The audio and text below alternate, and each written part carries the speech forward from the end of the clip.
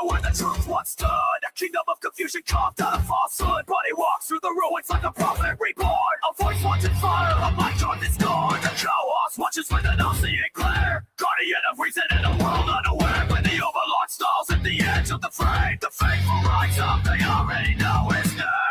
I'm here to resurrect the second coming of common sin. I come to wake the sleeping, the church will bring the fed. All idols, no illusions, no hollow interpreter. He's here to resurrect the second coming of common sense.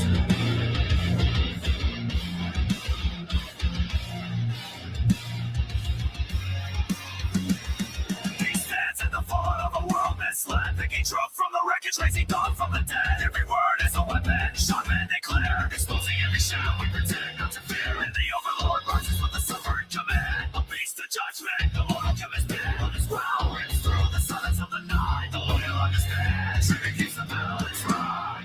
I'm here to resurrect the second coming of common sense. I'm making the chaos of found to strong against the darkness, rising defend. He's here to resurrect the second coming of common sense.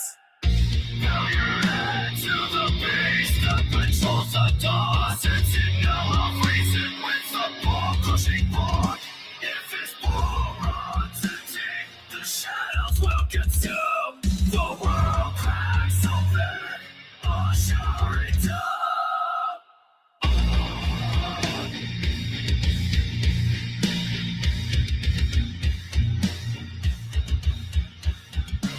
So with the command, come deploy and accord. If you know what's good, feed Morty the overlord.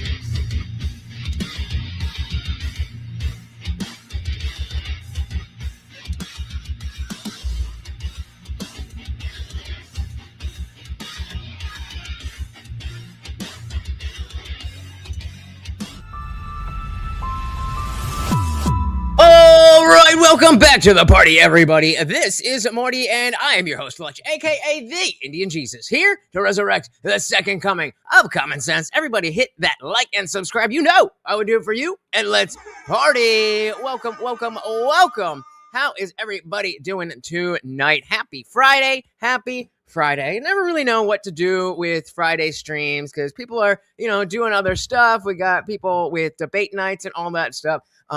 So I figured we'll do something a little bit different. I'm sure, even if you don't recognize the name, I'm sure that you guys have heard of James Sexton, the guy on the thumbnail there, divorce lawyer. And, I think as, at least personally, as somebody who spent a decent amount of time in the red pill manosphere space, there is a lot of, there's just a lot about like female nature and stuff like that I learned, but then saw,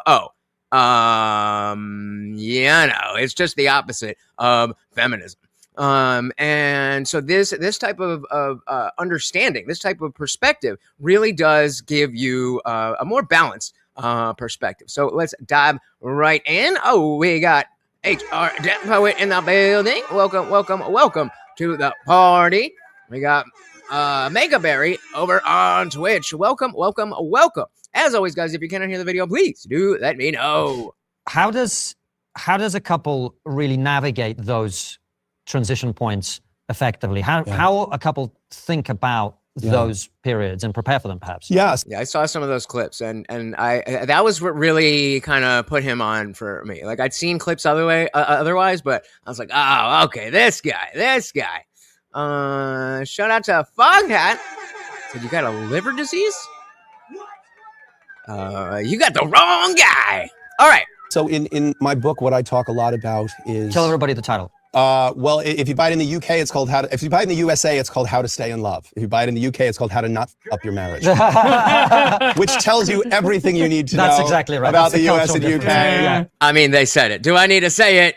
Yeah. And it tells you why I've always enjoyed UK humor better than US humor. From Douglas Adams to the young ones, I was bred on it. So, but yeah, there's a chapter in the book called Hit Send Now.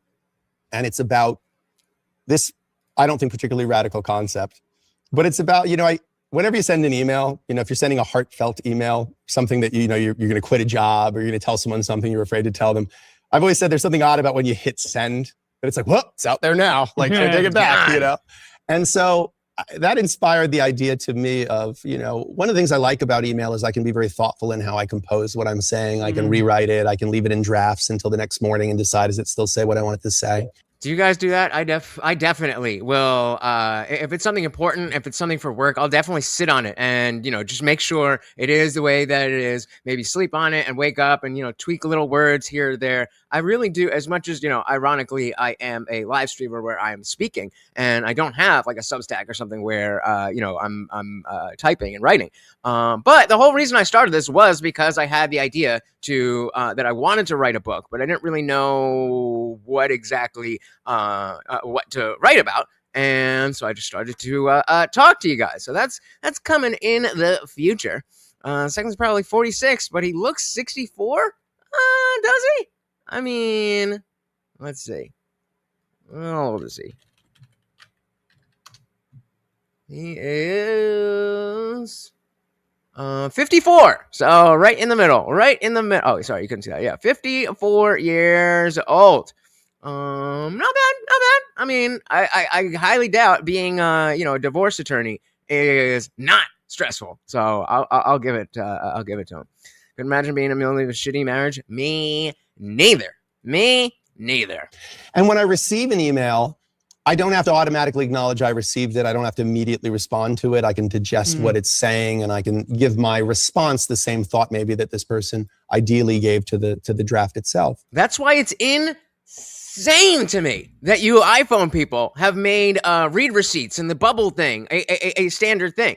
Shout out to Dick Johnson. Welcome. I would never turn that shit on. The fact that you could see when I'm typing and whether or not I've read your tweet, text, whatever or not, that's insane to me. Because sometimes, like, what if I get a text right now and it's something semi-important that calls for a real response, but I can't stop the show to do it, so I can see it. And I mean, Android's awesome because it'll just show you on the screen without having to open it anyway. But that it's just insane. And then other people, why isn't he answering me? And then maybe I decide, I can't talk right now, but I'll get you back. And then I was like, you know what? That's not even coming out. And something else is going on. Then they see the bubble. It's insane. I don't get it. And that don't even get me started on location services. Dick said I dodged the marriage bullet a couple times. So you're against getting married then? Because I definitely want to be married. I want to have a family and kids. I just, have a lot of issues, as I was bringing up before, with, the let's just say the current dating market, if you will. Shout out to Quantag. Welcome to the party. Said liked and shared. Thank you so very, very much, guys. That stuff is free. It's easy. It just takes a second, and it doesn't even matter if you think anybody's going to click on the link that you shared. Just by you telling the platform you want more people to see it, they will show it to more people. Welcome. We got our first Russell Brand comparison. Welcome. Udi or Odie? Udi? I'm going to call you Odie. I like that better. And I got my hooded thingamajigger. Finally. I got held up in shipping, but it's fine. I finally got the box. I haven't opened it yet, but come to the after party to see my giant hooded robe. All right, welcome. Nixon, I'm not against it, but the right woman is key. Agreed. Welcome, welcome, welcome. Let's dive right back in. We're just talking about it's basically just saying that I find it insane that people turn like read receipts and the bubbles while you're typing. That shit's insane to me. Response, the same thought maybe that this person ideally gave to the draft itself. So I had this idea of why couldn't you in your relationship do something similar to that, work that into a sort of day-to-day or week. There you go. So don't get divorced because I need that engagement. Shout out to Mrs. Guamtek. To week practice of really, before the fire becomes fire while it's still smoke, just sort of putting things out there. And it's why so down? Why so down? Why so blue? No faith, no hope? Doesn't even have to be only sort of negative things, although the negative things are normally born, like no single raindrop's responsible for the flood, but the flood's made up of nothing but raindrops. So it's all these little things. And, you know, if you've been married for 20 years, then you know the feeling of sitting with your spouse and you're at the kitchen table and you're having a heated discussion about the best, traffic route to take to get to the place you're going that afternoon. Take Route 1. You don't want to be on 18. And, 20 minutes later, it's like, and I never liked your mother and she's never respected. And you're like, wait, where did that come from? How did we get to that? How long have you been holding that in your back pocket?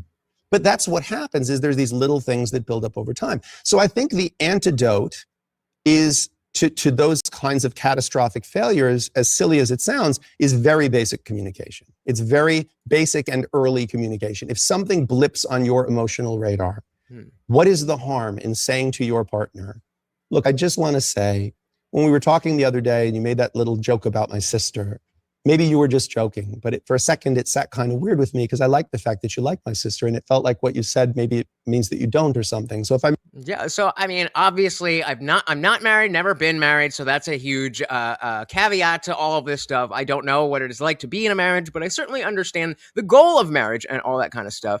And yeah, the idea, and this really isn't just for marriage itself anyway. It has a lot to do with any kind of relationship that if something's going wrong, address it while it's not a big deal, because otherwise it's going to turn into a big deal. Pretty simple, right? Hey, shout out to Jason with the $2. No question, no comment, just pure love of the puppy. That's right. Every single donation comes with a treat for Morty. Thank you, sir, and welcome to the party. And look who we got here. Soil to Soul. Welcome. So just celebrated 19 years with my husband, so it definitely can be done. Well, dilly to that. Always a pleasure to see ya.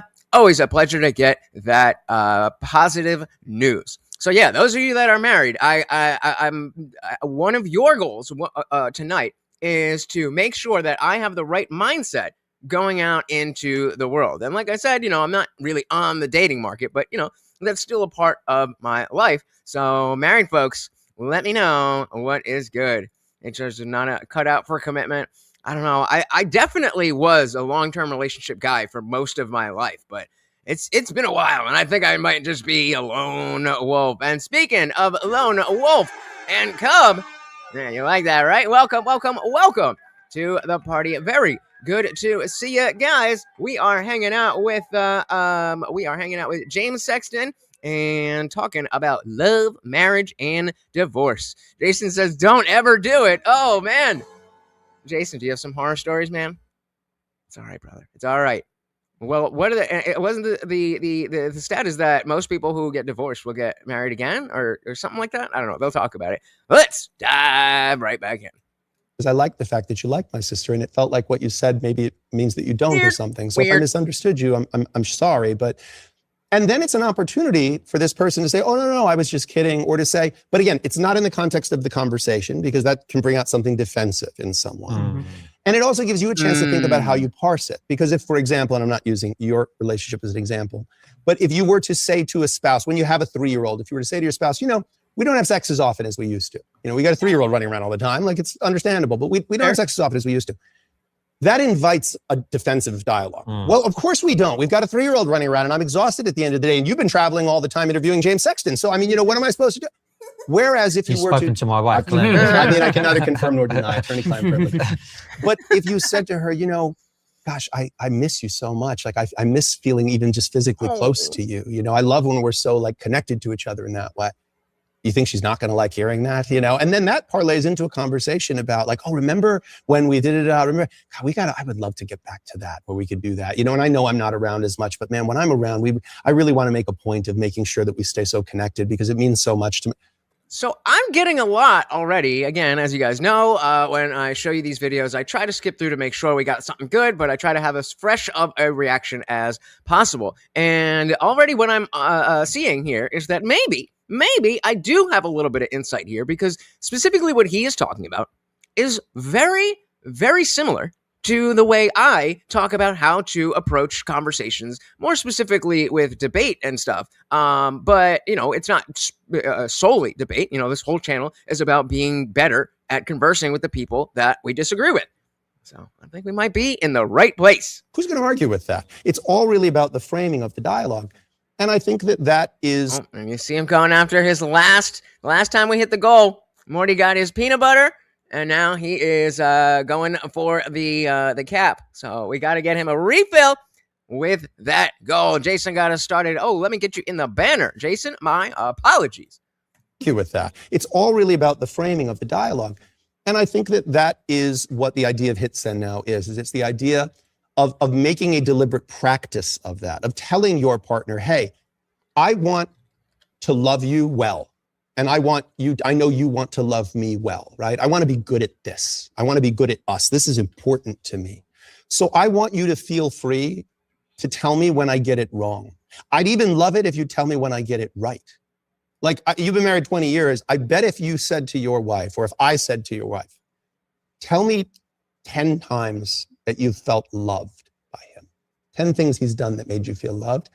5 or 6 of them you could probably guess. I bet there'd be a few that you would go, really?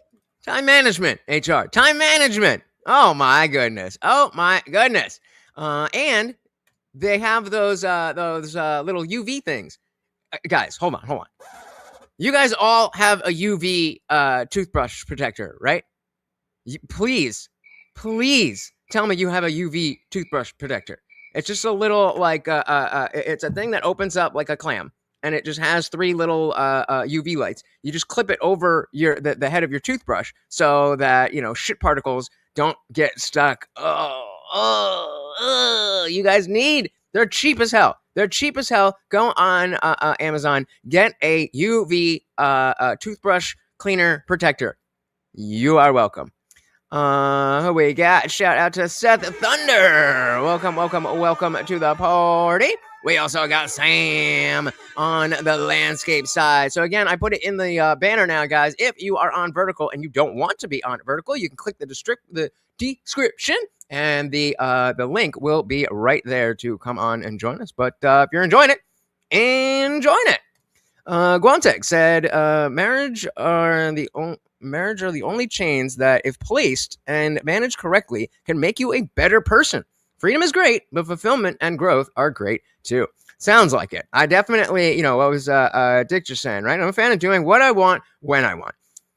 But also, I would love to have a reason to clean rooms other than this. Like, my house isn't dirty. I mean, the kitchen needs a little bit of a cleaning right now. But in general, I'm not like a dirty guy. I'm just kind of messy and cluttered.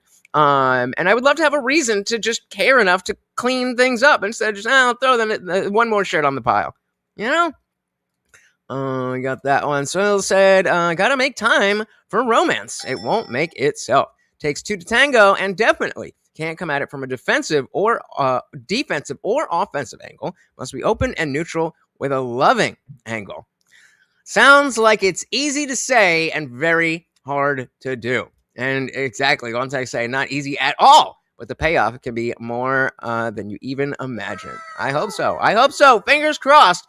If you know single girls who like short dudes, give them my number or Discord or whatever you guys want. You know what Solicit praise for good things is so important. It's easy to nitpick the small negative stuff, and we should be proactive about noticing the small positive stuff. Yeah, absolutely. This is, for those of you know, I'm a professional dog trainer, and this is something that I preach. Again, just because it is not just a romantic relationship thing, but a relationship thing. And so, especially in the beginning, or in the beginning when you first have a dog, right? There's a lot of focus on what is this dog doing, talking to the dog, reinforcing what the dog does. But a couple of years down the line, your dog you guys kind of just live together and whatever, and you stop telling your dog, "Oh, good boy," for just not chewing on stuff.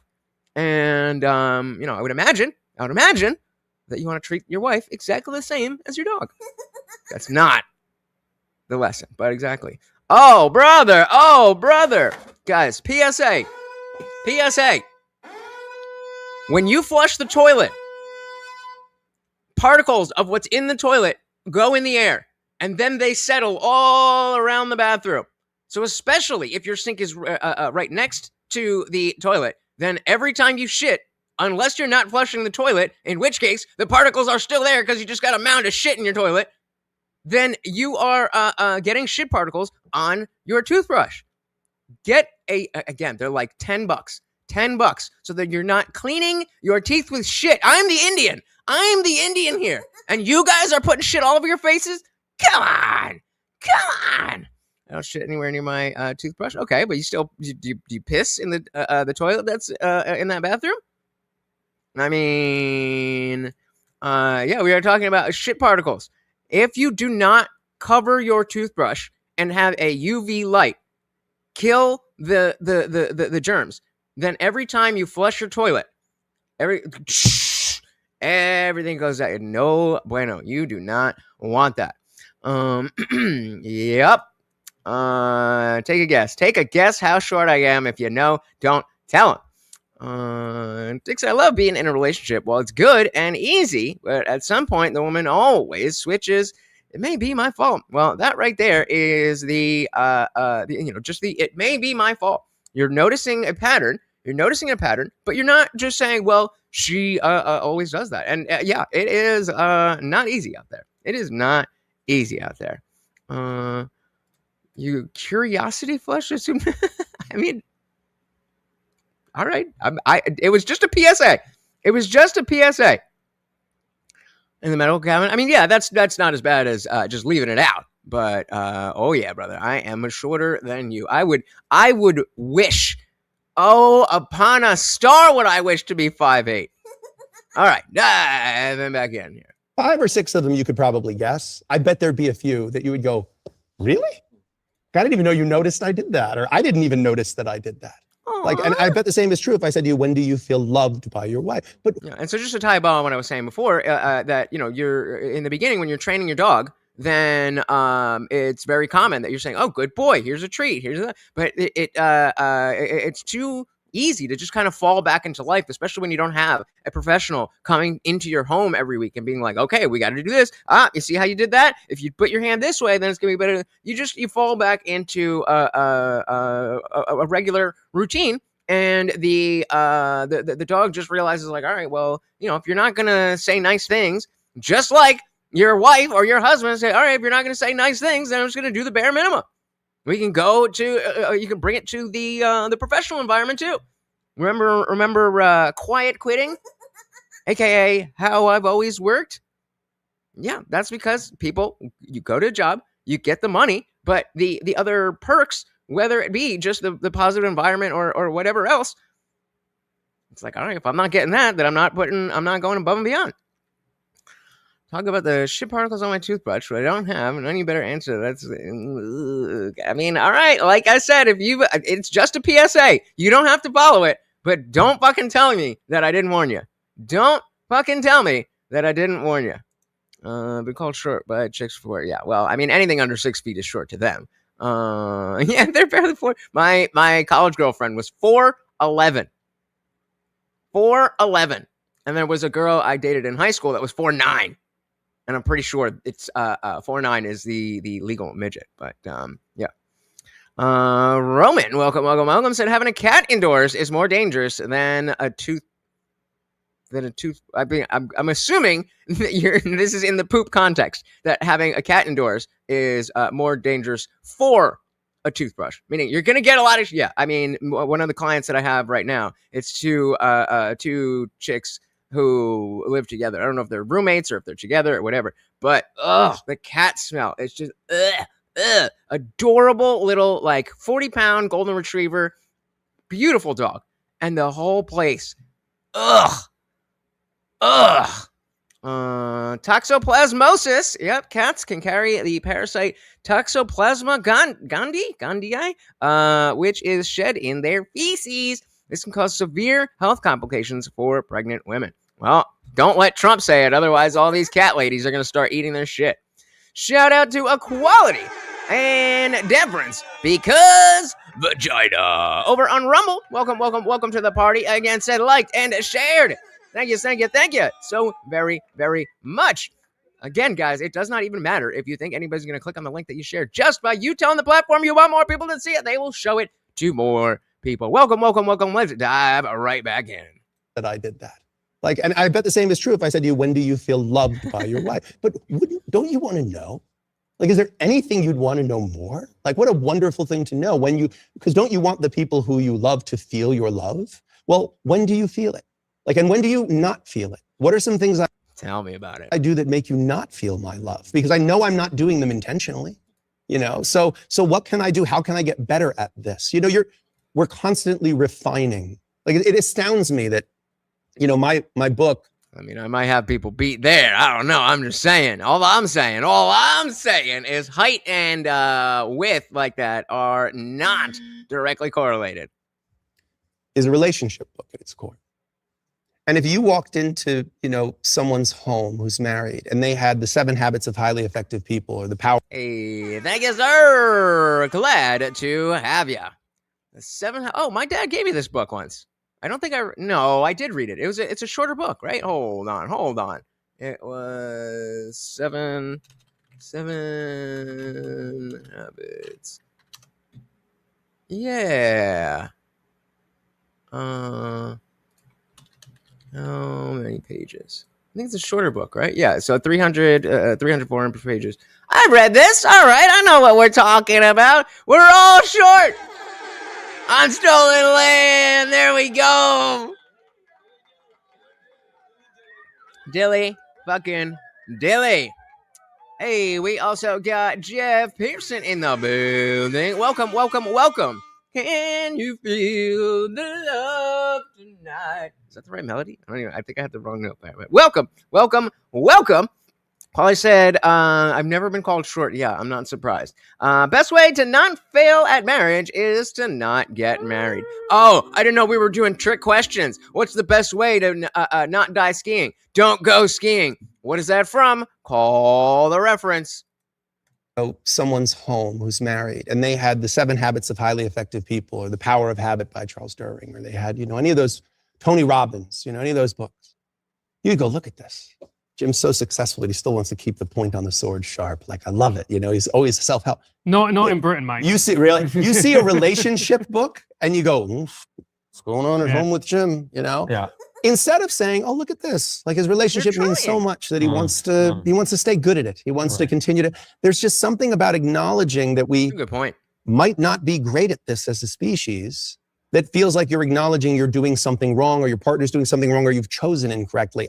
That's a good point. I can't think of what other context would we see a book in someone's home and be like, hey, yikes. I mean, unless it's some the book itself is weird.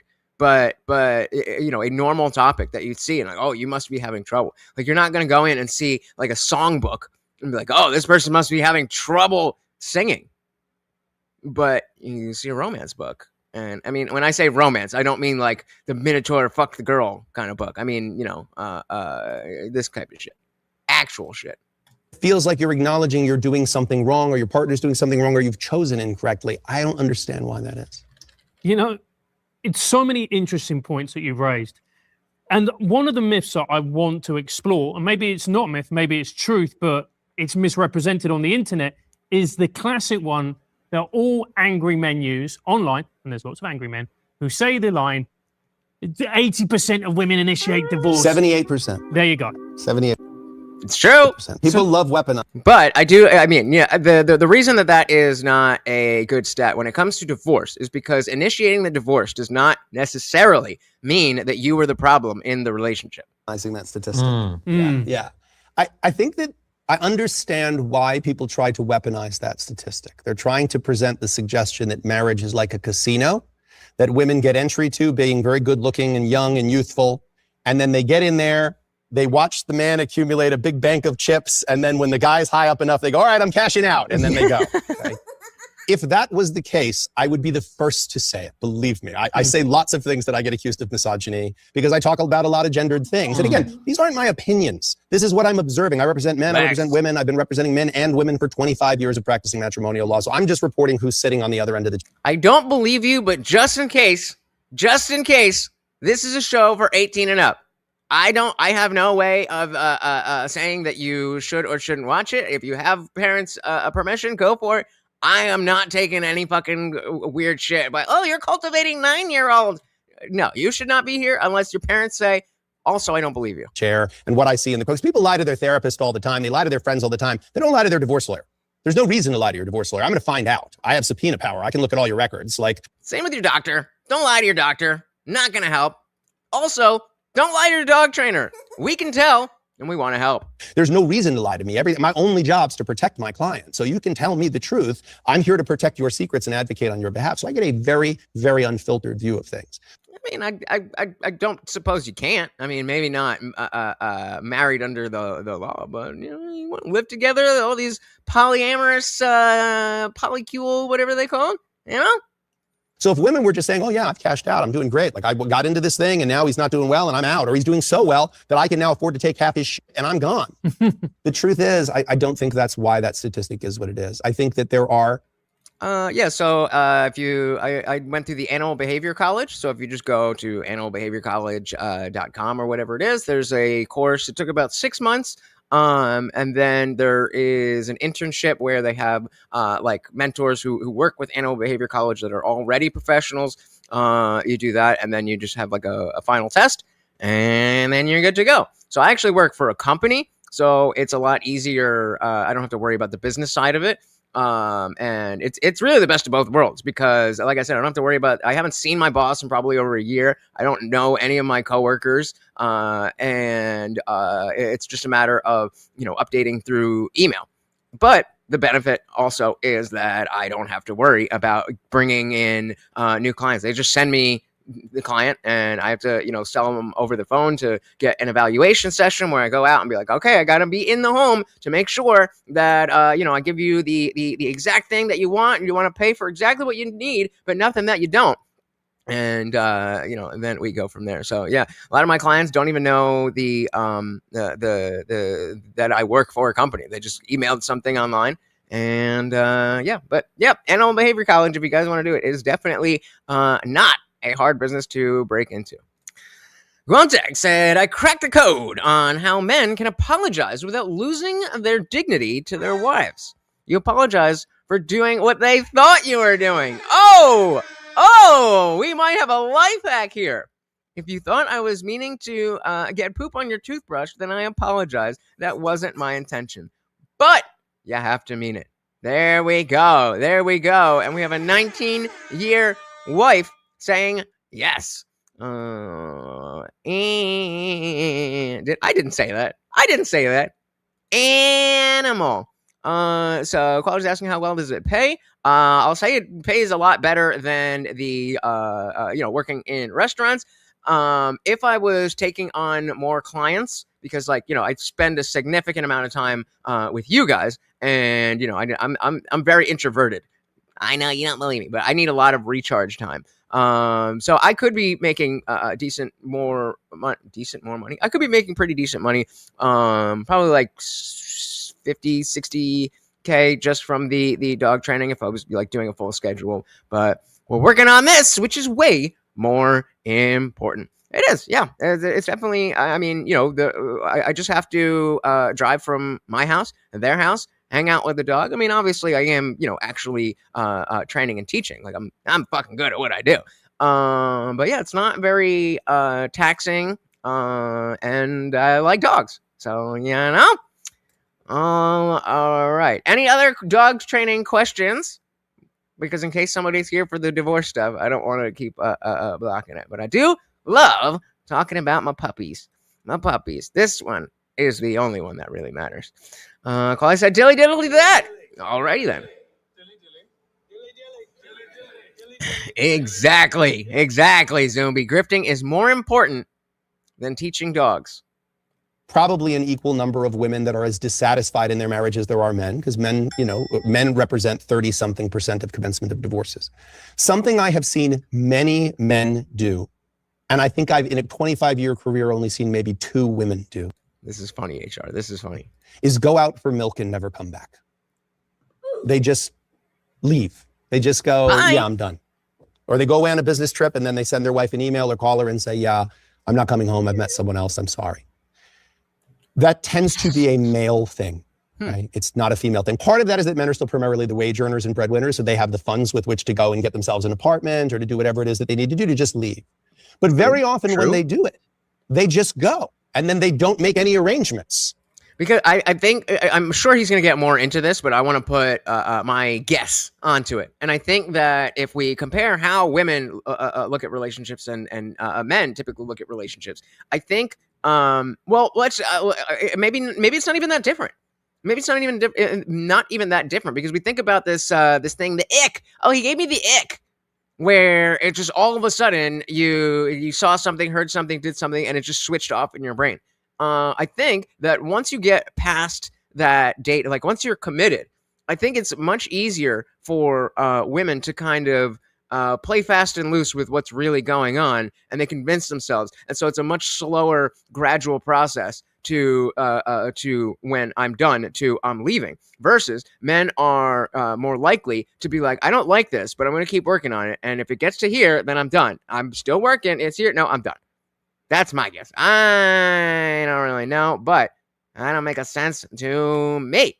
So the Soul said, also true that women don't always want men to solve problems. Sometimes we just need to be heard. My husband will ask me, is this a conversation where I need to fix it or just listen? Works 100% of the time. Yeah, I definitely learned this one. No, I guess I don't, maybe I should have learned it in my high school relationship, but definitely, I assume that we were teenagers at the time, so maybe she wasn't of mind to be able to determine that, hey, when we talk and we fight about these things, it's because I'm just looking to vent and all that kind of stuff. But yeah, college girlfriend was like, yo, that's not what I'm doing here. Just hear me out. I'm like, oh, I got you. Random, but important. When they do it, they just go, and then they don't make any arrangements. They don't say, oh, and here's how the electric bill is going to get paid, and here's how the mortgage is going to get paid, and here's how the children's school tuition is going to get paid. So then the woman comes into my office or an office like it and says, what do I do? He left. He says he's not coming back. The bills aren't getting paid. He's been the breadwinner. I've been home taking care of kids for the last 10 years. What? Yikes. Hey, shout out to Jennifer, a.k.a. Arrow, with the big 5. Thank you. So very, very much. Whoa, you good there, bro? It's right here, you blind bat. I really think he's going blind. I think he's going blind, but thank you. No question, no comment, just pure love of the puppy. Welcome. Always a pleasure to see ya. So his husband is a very smart man. I still struggle with that. It really is a man thing. Like, this is how our brains work. It's always just like, okay, if you have a problem, then let's fix it. Ooh, actually, let's take a little side quest, because this is I'm giving you a little bit more view into my life. Versus the Equality said, there's data to back up your opinion. Maxim in the MGTOW sphere, men will sacrifice their happiness for family. Women will sacrifice the family for her happiness. Yikes. And I think this is the part of, the red pill recovery that I put in the title here is coming back from hearing that type of information and realizing, oh, damn, that really does kind of fit. But I don't want that to change my my worldview here into something that doesn't actually help me. And that's where I you know, in terms of the MGTOW stuff, I feel like it keeps people stagnant. But hey, whatever works for you. Dick Johnson said, YouTube gave me the option to hype earlier. I did it like 6 times and the number kept going up. Yeah, so I'm not fully sure what's going on with the hype thing. They haven't really given us a big understanding, but it 1000% helps whatever you're hyping in the algorithm. And so like after the stream is done, if you go and if it gives you the option and you hype, sometimes like where the if you scroll under the like if you're on your phone and like the video's up here and then you have the comment section, if you swipe, then sometimes there's an option there. Again, I don't fully understand it, but like all that other stuff, it is free for you, and it might, it might really, really help. Shout out to Nicholas. Welcome, welcome, welcome. Said you rather watch a tree grow or a knee? If I had to watch a knee get bigger, I think that would probably take less time, right? Because trees go hundreds of years. Ha ha! You thought you got me, but you can't. All right. Where are we at? We got I'm reading the fucking thing. We got Jennifer as our new sponsor of the stream. Thank you, thank you, thank you so very much. Let's dive back in. Aren't getting paid. He's been the breadwinner. I've been home taking care of kids for the last 10 years. I can get a job, but I'm only going to make minimum wage. I'm not going to be able to pay all of these expenses, and I don't know what's going on. And I say, okay, we have to commence a divorce action. And then they say, well, no, I don't want to get divorced. And I say, well, it doesn't matter if you don't want to get divorced. You need a court order. And the only way to get a court order is to commence an action. And the only action you have to commence is an action for divorce. You can't commence an action for the guy left. There's no such thing. It's a divorce action. So then you have to file a divorce action. So that's where a lot of that statistic comes in. Shout out again to Arrow, our new sponsor of the stream. If I saw a trend of a large number of women in the world who were just deciding, you know what, I'm just going to cash out on men, I'd be the first to say it. I know I have lots of friends in the red pill space that would be thrilled. I could write a book about it. I'd sell lots of books because there's lots of people that want to hear simple answers to complicated questions. And that is what the red pill was. That is what the red pill was. Simple, what do you say? Simple answers to complicated questions. Simple answers to complicated questions. And they are simple answers, and they are complicated questions. But sometimes the answers are just too simple. They're too simplistic. That's a bar. That's a bar. Friends in the red pill space that would be thrilled. I could write a book about it. I'd sell lots of books because there's lots of people that want to hear simple answers to complicated questions. And if I could offer it to them, honestly, I would. I don't think that's the case. You know, I've got a lot of female friends, and when they break up with their relationship or they get divorced, and I ask them why, they always say the same things. He wasn't checking in. He wasn't appreciating. He wasn't listening. He wasn't making the effort. He wasn't taking the time. I checked out, and then it was a couple of years before I made the break. Yeah. Is that what you find? Yeah, all the time. I think that's a very, very common fact pattern that you just described. Yeah, and that makes perfect sense based on just what I said. Like, okay, I'm aware that I'm unhappy, but I see, you know, going back to what Soul the Soul was saying about the difference between conversation to where you just need to be heard versus where you have a problem that needs a solution. And men don't typically, like, there absolutely is that aspect of, like, when I, you know, if I have something to talk to my dad about, I have to specifically say that same thing to him as well, because he goes into dad mode and wants to solve the issue. And it's like, well, you know, I was on stream and then this happened. Well, maybe next time, Dad, you don't fucking know jack shit about streaming. This is not helpful, because then I have to be like, no, well, I can't do that because of this. You're like, oh, okay, how about this? You're like, well, no, that doesn't work either. You're like, do you even want to talk? One more reason why I don't need to add any more of that into my life. But I am getting better. I am getting better. What I would add to it is very often it's he checked out, he stopped paying attention to me. Look, I think attention is for women what sex is for men. Mm-hmm. You know, men want sex and will give you attention in exchange for it. Women want attention and they'll give you sex in exchange for it. You know, and so it's an economy. And again, I think that's a very fair economy, which is why the chances of you getting laid, if you say to your partner, you're the most beautiful woman in the world, you're so wonderful. You know what? I'll digress for a second. My son texted me the other day. Is this too fast for you guys? And he said, Dad, can you send me some money? And I said, son, I just looked at my text. I haven't got a text from you in a week. I said, let me give you a bit of advice because I feel like I'm a financial booty call for you. I said, and I have no problem with the concept of a booty call. But if you're going to be a man, I remember this part. This is good advice. This is good advice for again, any type of relationship. I know they're specifically focusing on marriage and everything, but now it's just talking father and son. This is a good part. Let's back this up. Texted me the other day and he said, Dad, can you send me some money? And I said, son, I just looked at my text. I haven't got a text from you in a week. I said, let me give you a bit of advice because I feel like I'm a financial booty call for you. I said, and I have no problem with the concept of a booty call. But if you're going to be a man, let me tell you something you need to know about a booty call.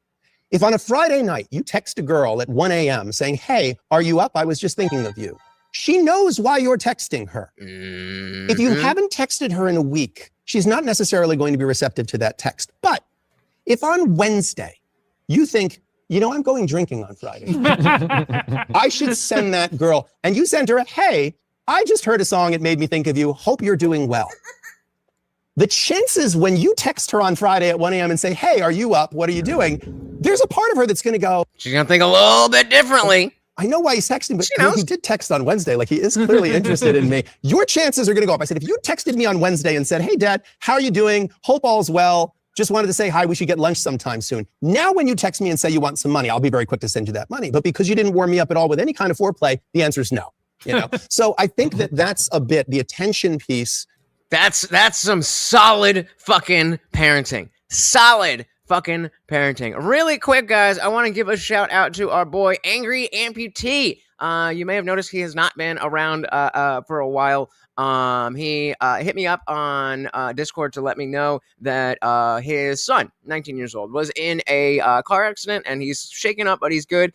So if you believe in prayer or you just want to send positive thoughts, if you're in the Discord or, take it up with God, best thoughts and wishes to the family of Angry Amputee. He's like, I'm glad he was like, he's in college, so I got to drive him back and forth. I was like, hey man, at least he's still here to be driven. And Angry said, and all limbs. Dilly fucking dilly. All right, I've been back in. The answer is no. So I think that's a bit the attention piece and the sex piece. Something men need to figure out is pay a little bit more attention, give a little more compliments to your spouse, and the receptivity towards what it is that you need is going to be much more receptive, I believe, in the long term. But I do think that ultimately, when it comes to women falling out of love, when they feel unseen, unappreciated, and we live in a society, by the way, that is constantly, there's a barrage of attention coming at women. We live in a society. I mean, where is that even from? I don't even remember where that's from anymore. Now it's usually just to make fun of people who are saying basic shit on Reddit. But where did that come from?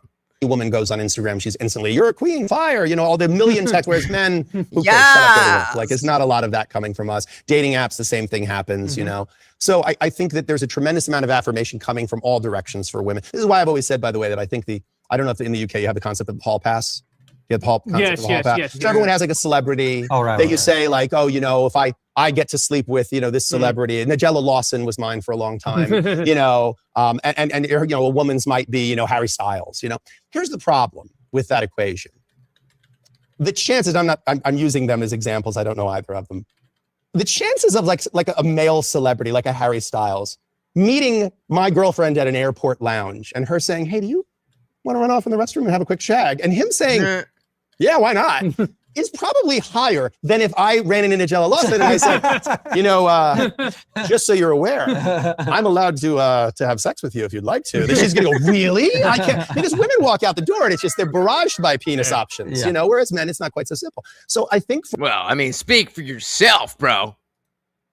For women, the flow of attention that's coming from random places, the amount of cultural messages telling them how wonderful and amazing and how we're just girl bossing them right into the sun. That's coming at them constantly. So I don't know how many men can really keep up with that. But So speaking of, I have just put up a poll on the Landscape stream. If you'd like to participate in the polls, come on over. Again, a link to the Landscape is in the description. Would you attend a ladies' night but for men, for a singles event, meaning that you get in for free and they gotta pay. Let me know. And then, of course, we have the option if you're a woman. That's coming at them constantly. So I don't know how many men can really keep up with that. But if you don't Seinfeld. We live in a society. All right, good. I didn't recognize that. keep up with it at all, and you just have a sort of learned helplessness where you go, all right, look, I can't possibly give her enough attention, so I'm just going to give her none whatsoever. I think that's when the disconnection happens. And that's when very often infidelity happens with women. I've always said men cheat more, but women cheat better. Like women cheat bigger. Women cheat in ways that are like the soft place to land, the exit out of the relationship. And culturally, by the way, women get away with cheating. I'm sending these screenshots to him. So if you would like to be featured, just say what's in your heart. In a way that men don't. If a man cheats on his wife, he's a piece of garbage who couldn't keep it in his pants. If a woman cheats on her husband, it's, you know, she was desperate for love and attention, and this was her journey, and she needed to figure out who she was, and she needed to learn that the relationship was truly over, and only by crossing that final threshold of being with another person did she really solidify in her mind. Wait, but that means that you'd be trying to pick up. Wait, but what? Wait, whoa. Reverse drag. Meaning that you dress up as a dude and try to get women to go out with you? What? How does that help you? What does it even do for you? Only by crossing that final threshold of being with another person did she really solidify in her mind the So in case you didn't hear, our boy Angry Amputee, who is a regular here, if you're new, you may not know him, but if you do, then just letting you guys know that he is dealing with some family issues. His son got into a car accident. Everybody is fine, but, you know, just a lot of stuff around that. So I don't believe in God, but, you know, obviously sent him my my best wishes and thoughts. And if you do, then go for it, because he definitely does. He is a Christian. Distance that had final threshold of being with another person did she really solidify in her mind the distance that had developed between she and her spouse. She's the hero of that story, even though she's the one who cheated. Do you think there's some truth to that, though? You kind of did a satirical take on it. It was, I think there's truth. Look, he's good. Yeah, it was his son. He said just shaken up, but all good. So the soul said it's messed up how different society treats women cheaters versus men cheaters. Another great thing brought to us by feminism, probably. No, yeah, it definitely is feminism. But I think the notion is that these double standards that exist aren't really a problem until we try to act like only one side has double standards. And so, you know, we're talking about, okay, like if a woman cheats, then it's like, oh my God, yes, queen, you did that, and then not for men. But then on the other side, if you sleep around a lot as a man, then, you know, you're the man. But if you sleep around as a woman, you're a whore. And that's true. It's when you try to when women cheat, it's because the men made him or made her. But then, well, my body count doesn't matter. That's when it's a problem. Ironically, the double standard of double standards. So that, though, you kind of did a satirical take on it. It was, I think there's truth. Look, I think the truth is at the bottom of a bottomless pit. And I think as someone who gets paid to tell people stories, I will tell you that, you know, most people, if you really listen to their story, there's some element to it where they're a sympathetic character. I mean, I'm skeptical anytime someone tells me the story of their life and they're the hero of the story. I prefer when someone tells me the story of their life and they have heroic moments and they have weak moments, and then, you know, that gives a credibility to the story. But yes, of course, there's something to that. But it's equally true that, you know, that the man might be in a position where, yeah, she just has continually beat me down emotionally and egotistically, and she's so constantly getting praise and attention, and I really am just this person by the side. And meanwhile, I take such good care of her and our family, and, you know, No Name said, I don't think the Charlie Sheen shit is true. I don't care about how many girls another dude sleeps with. What are you referring to? What is that Charlie Sheen shit? Tiger Blood! I mean, I'm familiar with Charlie Sheen. I'm not specific, like in this context. What is the relevance? Can't triple stamp a doubles? Dilly. Dilly fucking Dilly. There you go. Yep. And that's fine. It's fine that we are different. So sleeping with someone is different for a man than it is for a woman. Now, I mean, the argument, you guys debate whether it's different if a man cheats versus a woman cheating, but it's the wanting to benefit from the double standards that go in your direction and rejecting the ones that don't. Like, goes both ways. I have a barrage of attention from women, but I've always ignored it. And then finally I got so lonely that, that the attention of this other female just started out as something that was kind of innocent. And then it turned into something less innocent, but it really taught me how disconnected I had come from that and how hungry I was for the connection physically and emotionally to another person. It's a real story. It's a truthful story. It's a fair story. Again, shout out to 50 Miggy, said shitty people are just shitty people. Nothing to do with their gender. The cheating is the same. Do you guys agree or disagree? I tend to agree. But, we'll see. I don't see. Yeah, I mean, I personally don't see a guy as a hero because he slept with a lot of women. But the act of getting a woman to say, okay, yes, I want to sleep with you, does take some level of skill, as opposed to being a woman just like, yeah, like there's nothing there. It's just a different thing, and that's totally fine. And the answer in both of those situations, if we're being moral and truthful, is to go back to our partner and say, hey, I'm thinking of sleeping with this other person. That's how far apart we are now. Can we fix this? Damn. So, I mean, same principle as before when he's like, the thing you said about your sister, same principle. Can we fix this? Because just because you don't say it doesn't mean that it doesn't need fixing. Because if we can't, let's end it. And if we want to fix it, okay, then we got to fix it because it's broken right now. We don't want to do that. That's hard. But that's exactly the right thing to do. It's exactly the right thing to do. It's the only thing to do. It's the moral thing to do. I mean, but it's under. So I said, once you've been together long enough, you'll get to sleep with many people anyhow. Got to keep that shit interesting. Skinny, chubby, pregnant, blonde, brunette. I've been all of those women. Fair enough. That's a good point. That is a good point. And I mean, who was it? I can't remember who. Oh, maybe it was this. Maybe it's this. But they were specifically talking about this point where it's, the woman that you love, and then it becomes a different attraction of the mother of your children. That I miss with that communication stuff. I mean, hey, it ain't for everybody, but it does seem to be the key to marriage. Yeah, it's the only thing to do. It's the moral thing to do. I mean, but it's understandable that people don't do that, right? I mean, my sons are adults now, but when they were growing up, I said to them, look, I don't have a lot of wisdom to offer you because I think a lot of the wisdom that's out there isn't worth very much. But the most wise thing I've ever been taught and the most wise thing I have to impart to you is that the hard thing to do and the right thing to do are almost always the same thing. That's such a good point about life in general. But in relationships in particular, because in a marriage, the hard thing to do is to tell your spouse how you're feeling. Honestly and candidly. The hard thing to do is when your spouse says something critical of you or something you don't want to hear but need to hear it from love.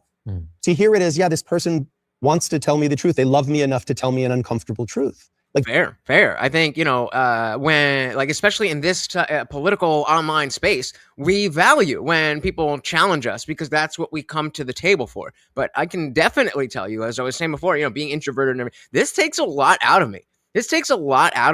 And so, whether we go to the after party or whether I go on a panel or whatever, I'm in that mode. But once I'm done, I need a moment to kind of, calm down and kind of and recharge. And I forgot what I was saying. What did you just say?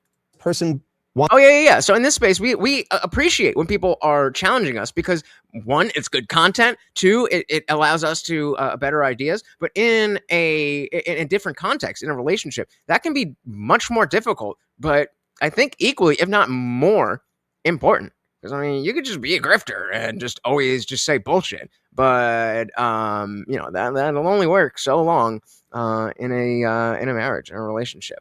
Yeah, decompression is real. I'm already looking forward to the fact that I don't have any clients tomorrow and I don't have to stream tomorrow. Not because I love this. I love hanging out with you guys. I love it so much, but it just zaps my energy. It zaps my energy. So I'm just gonna be in bed the whole day. That being said, if you guys are on TikTok, Indian Jesus Official, I'm definitely gonna be watching some shit. The new episode of The Pit was fucking gangster. If you care about movies and TV like stuff, movies and TV and stuff like that, check me out on TikTok. Wants to tell me the truth. They love me enough to tell me an uncomfortable truth. Like that's the hard thing to do, but it's the right thing to do. It's the right thing to do if you want what you purported to have wanted when you married this person, which is I want it to be you and I, the two. Yep. So I said, hearing an uncomfortable truth and trying to keep at the forethought of your being that the person saying it truly loves you and wants the best is a challenge. It does get easier though with time. And I mean, again, not having been married, I've just got to draw on the experiences that I do have, and being a streamer like this, there is from the very beginning. Like I understood the whole parasocial relationship thing. I've watched YouTube forever. I understand. I had an understanding of that type of thing, but I didn't realize that it would be immediate. Just the fact that somebody, and I'm not calling anybody out here in particular, but if you know about some of the drama that's gone on in the community, then you know. But just because people see your face on their phone or on their TV or whatever, and there's branding that matches, and you wear the same fucking shirts, so that stuff like that, then it's harder for people to see you as a real person. And so the uncomfortable truths that people were levying at me, there was no aspect of, oh, they truly love me. They were, most of the time, people saying things, it was in good faith, and they did generally want what's best for me. But yeah, it's difficult. Just like, I just want to do what I want to do, and I'm the best at everything, and nobody can tell me anything, but it doesn't really work like that. 50 said, we are playing catch up with the new reality of relationships. My father never taught me how to be in a healthy relationship. Same here. It took me a long time to develop the skills to speak truth to my wife. Yeah, I mean, I don't necessarily want to throw any more shade at my family than needs to, and especially Papa Lutch, who is the greatest. But he, through no fault of his own, because he was working a lot, he just wasn't around a lot. And so I didn't get that experience of learning how to be a man in a relationship.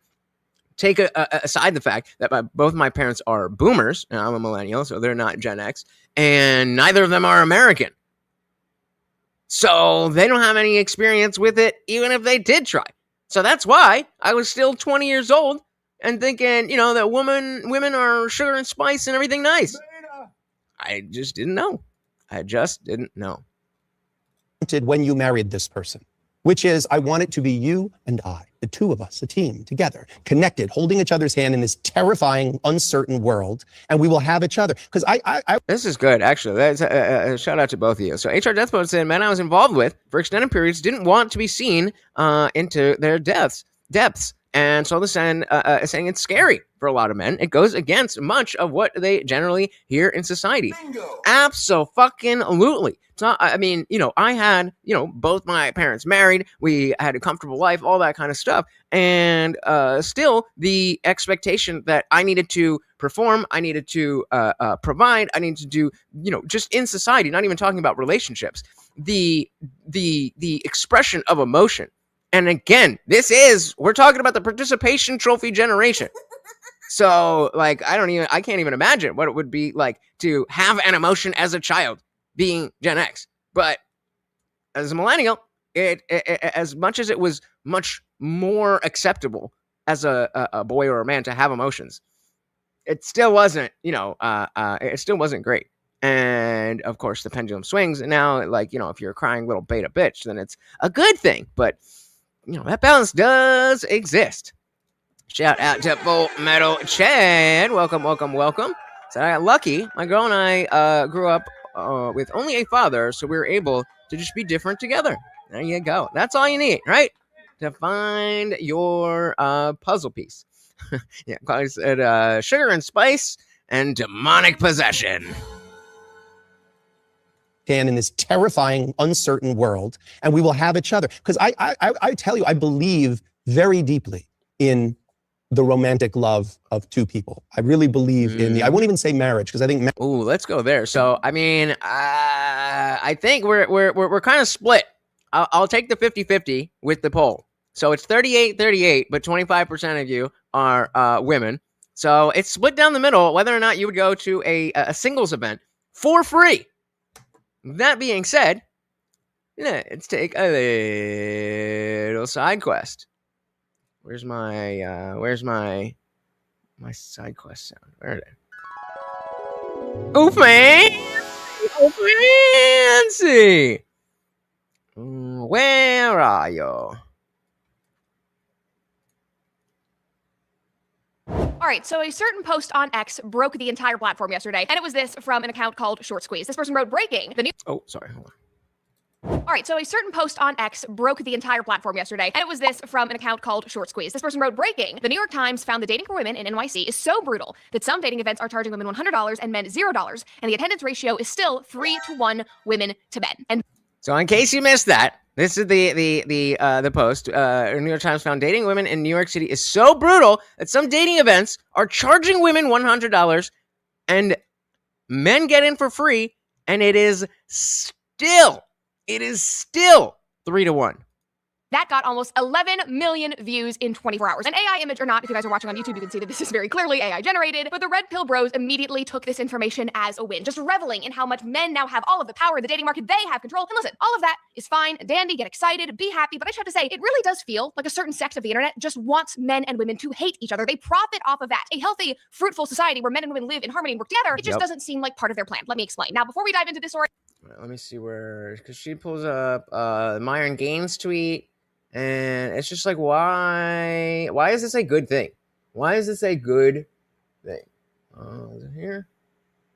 Let's see. Men aren't good enough isn't working out for men. One account posted, you're telling me the last 15 years of women saying men aren't good enough isn't working out for them? LMFAO. And I mean, touche, you're not wrong. Another person commented and said, the dirty secret of today's sexual marketplace is that men with good looks and game are having a field day. They have their choice of great women who cannot demand commitment from them. The sexual revolution has made women all go for the same top 20% of men. And if you are in the top 20%, it is truly a golden age. Now, there are so many comments, and you'll see this, where they're, and again, like, I am not disputing at all that women and feminism helped cause this. Like, I am not disputing that women effed around, broke hearts, they spent decades telling men that they are worthless.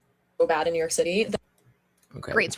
Hey, shout out to the Black Triage. Welcome. Apparently, that is Dietrich. Good to see you, brother. Welcome to the party. We are taking a little side quest, talking about how women are desperate and lonely, and men are just chilling. Welcome. Make the tapeworms pay. Yeah. Crying out loud. Just watch this TikTok. Guys, the dating scene is getting so bad in New York City that I am seeing on TikTok there are girls going into Midtown during the week and stealing Finance Bros salads for lunch. And then looking their name up from the salad order on LinkedIn and then messaging them through there and being like, hey, oh my God, so sorry, I grabbed your salad. Like, let me just make it up to you and buy you a new one. Weird. And that's how they're like sliding it, which honestly, smart. Why are we stealing men's salads? Like, why can't they just come up to us at a bar? Like, okay, well, they're not coming up to you at a bar because number one, rejection is awful, but also they don't want to be Me Too'd. And for the last however many years, everything has become digital. Anyway, that's a total. True. So I can't find is this it? All right, let's see what this is saying about Mr. MGTOW over here. Quality said the reason one may consider it a good thing is the necessary, unpleasant medicine along the way to resolving the relationship clusterfuck of the modern age. I mean, okay, I definitely hear that.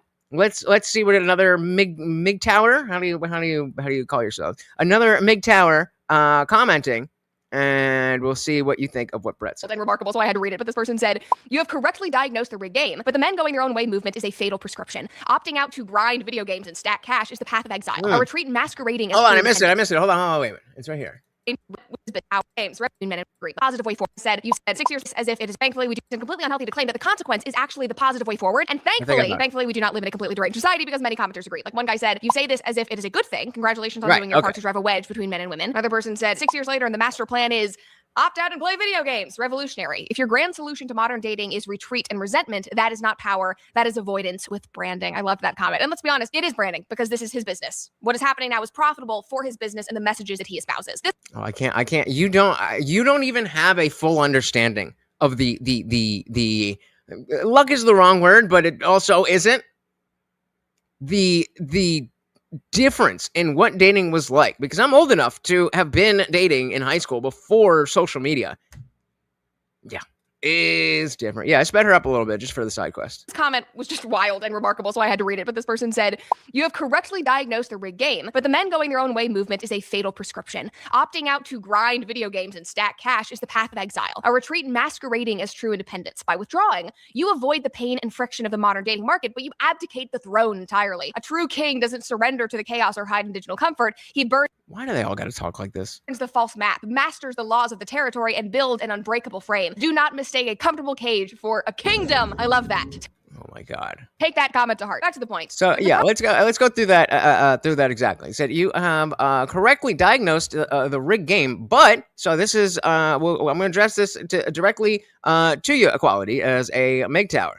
So you have correctly diagnosed the rigged game, but the MGTOW movement is a fatal prescription. Again, if you're not familiar, MGTOW just means men going their own way, and some are actively, not dating. Some are just like, well, I'm just going to do my own thing, and if some magic woman falls in my lap, like, hey, but I'm not doing anything more than that. So that men going their own way movement is a fatal prescription. Opting out to grind video games and stack cash is the path of exile, a retreat masquerading as true independence. And so, just as Guamtech was saying before, where me and DJ were saying, oh man, we love being able to do whatever we want to do whenever we want to do it. Guamtech's like, you know what? It's a little bit different when you have a reason. And of course, it takes the right type of woman, which is the main issue. But that's why I'm not cutting myself off entirely.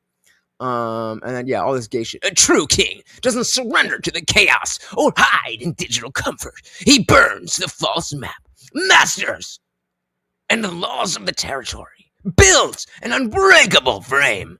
Do not mistake comfortable cage for a kingdom. And so, it's said in a very gay way, but I really do agree. So Equality said, a true king bows to women, vaginal sycophant.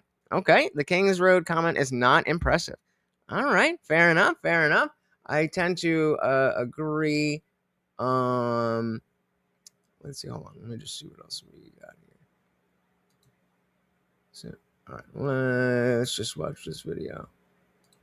Higher dating landscape. For example, take this TikTok. If you're a pretty successful woman trying to date in New York City, you might genuinely be cooked. People talk about how it's the greatest city in the world for dating. For guys, yeah, there's a 70-30 split. Everyone here has a college degree. Women are smarter than men these days. For being one of the most diverse, beautiful cities in the world, a lot of the guys here are very bland. You want a finance bro? You want a traditional 5'7" douchebag? Go for it. But then the dudes that do well here with women have all the options in the world and have massive egos. And there can be a paradox where as a successful, attractive woman, you have all the options, but how many of those options do you really want and do you want to commit and would want to commit to you? And I think a lot of women really want guys to be respectful and be confident and go up to them in person, but it's not happening. And because so much of dating is online dating, you get in this cycle of all the options in the world and yet no options at all. Tell them, HR. Tell them. I mean, they don't seem to get it. And so again, I just wanted to show this because that's where the question, the poll question came from about would you go to a singles event where you as a man could get in free and the women are paying $100 to be there. Now, I personally would not do that because I don't really want to see the type of women who would pay $100 to go on a date with me. I mean, before they know me. That's a little weird. Not because of anything with me, but just because that screams desperation to me. I don't know. Weird. All right, let's dive back in here. I tell you, I believe very deeply in the romantic love of two people. I really believe in I won't even say marriage, because I think marriage and love are, correlation isn't causation. And I don't really know that there's even much of a correlation between marriage and love. But I don't think I can learn everything I need to know about myself from myself. I need someone who sees my blind spots. And I want to have someone who I can help see theirs. And we can ideally at the end of our lives, I mean, there's no greater blessing I could offer your marriage than to say that I hope at the end of your life, your spouse says, this person helped me become the most authentic version of myself, the realest version of myself. And that you can look at her and say, you helped me become the best and most authentic version of who I am. Like that, what greater this is where I feel like there is a diversion from red pill, MGTOW, manosphere, that type of content or that type of message, shall I say, and what we're dealing with here. Both are trying to address reality and realities that maybe a lot of us, well, I was a young man, I'm getting old now, but a lot of us when we were young men didn't get this information.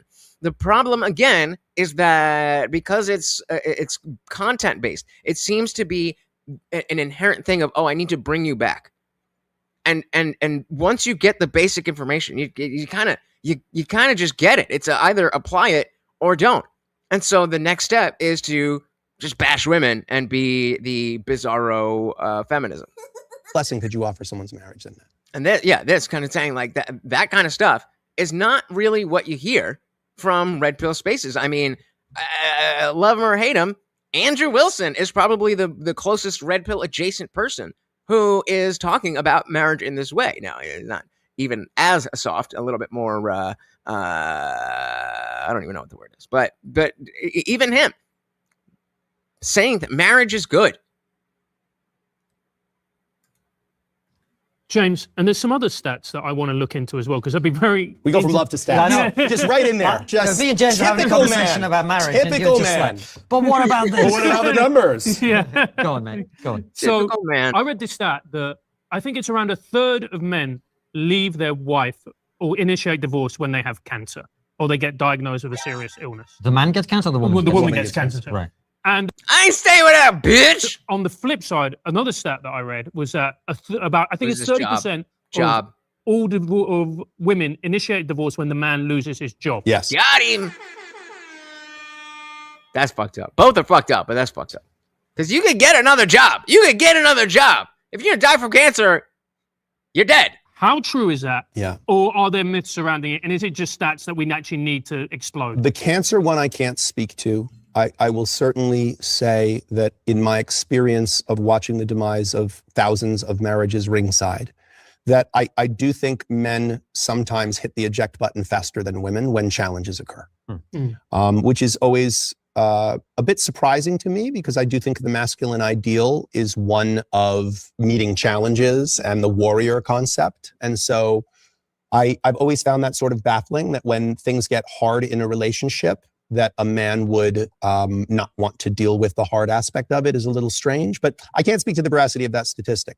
I can tell you if the statistic about job loss is only 1/3, I'd be surprised. I think it's probably actually much higher than that. My experience is that when men lose their job, there is a tremendous high divorce rate that comes with it.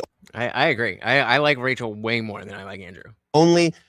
But I like, he's usually like, oh well, she's a lot nicer than, or she's a lot she's a lot more debate bro-y than me. I don't find it that way. I think she's much easier to talk to.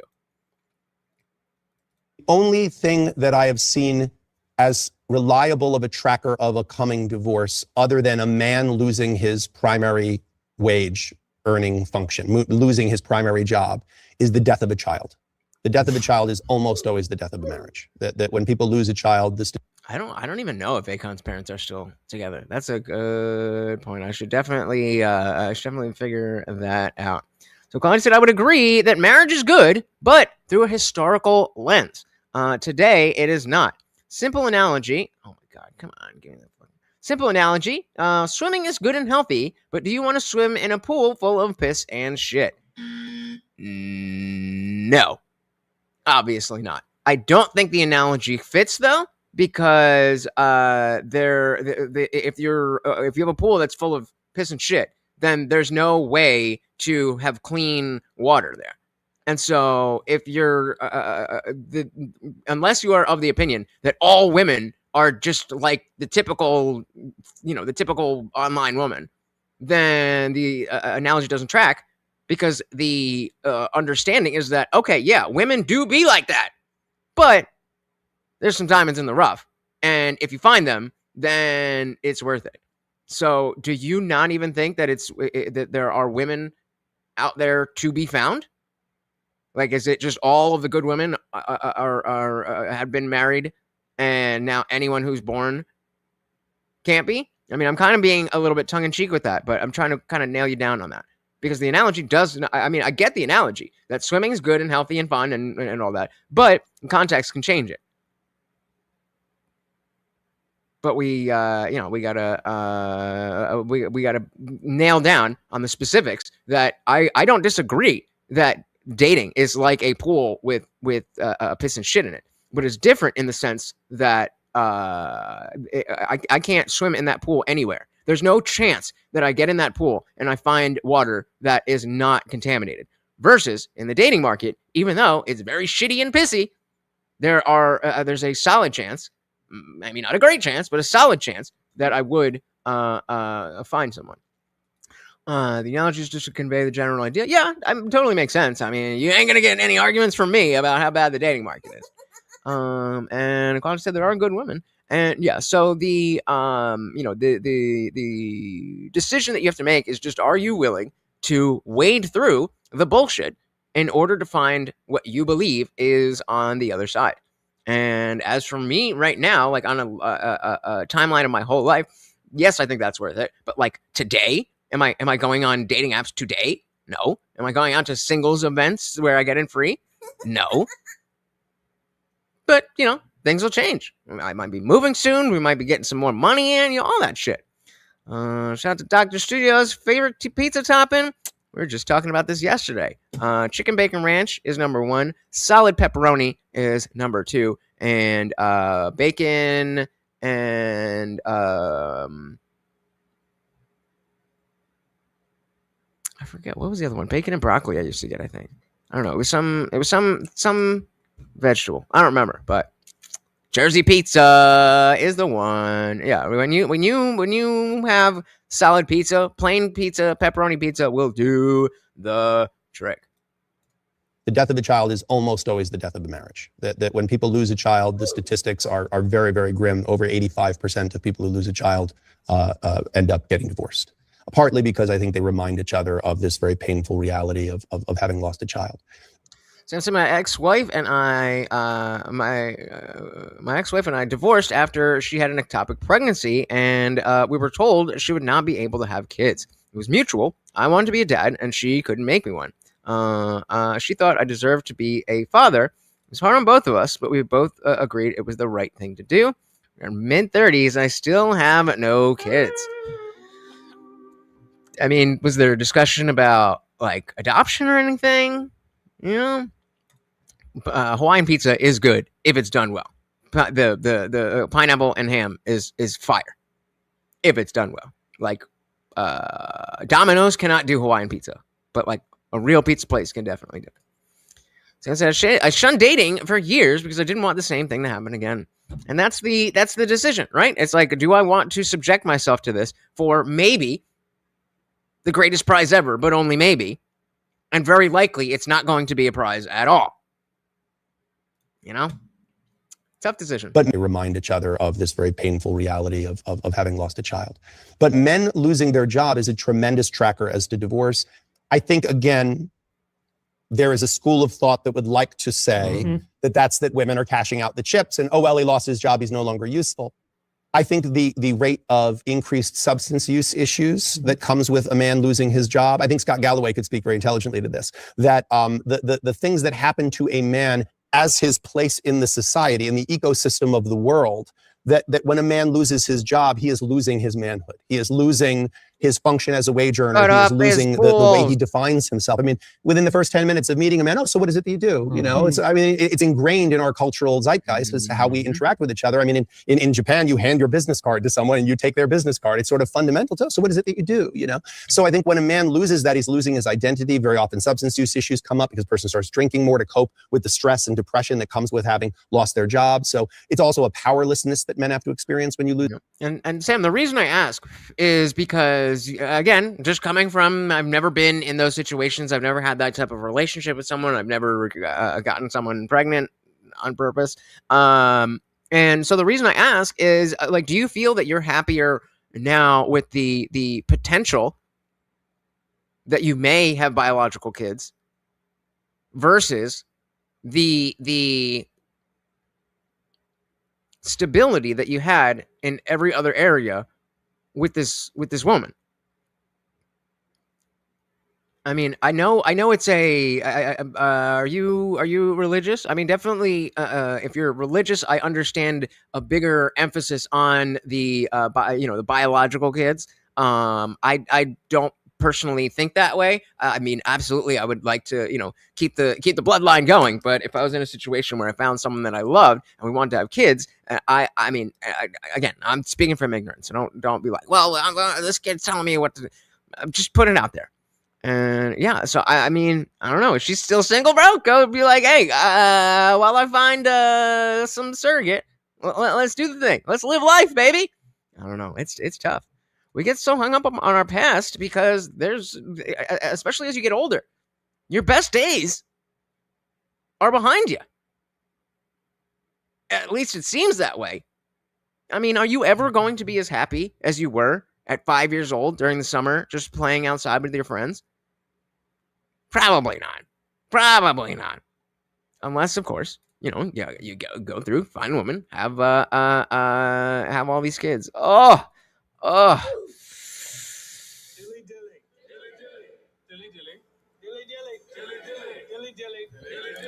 I hear you, man. I hear you. Well, not as much as I can. As much as I can. It's tough, man.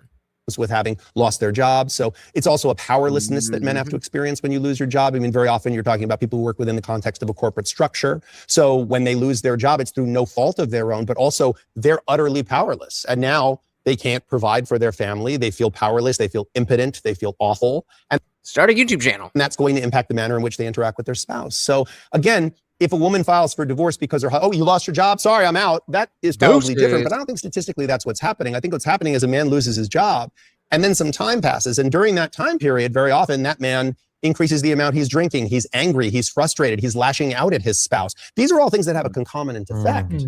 I agree. I agree that makes a lot more sense. That and this goes back to the fact like, 80% of women file for divorce. That doesn't mean that they were inherently the problem. It doesn't mean that they're not, but it's not a metric that we can use. It just that our past is for learning. Our future is not guaranteed. All we have is our present. There's nowhere to run, which is exactly why, as someone who doesn't necessarily believe in an afterlife, this is not a waiting room. This is all we have. Sam said she called me the night before she got remarried. I don't know why. We had not talked in years. I'm happy for her. Well, I'm happy that you could, you can handle that.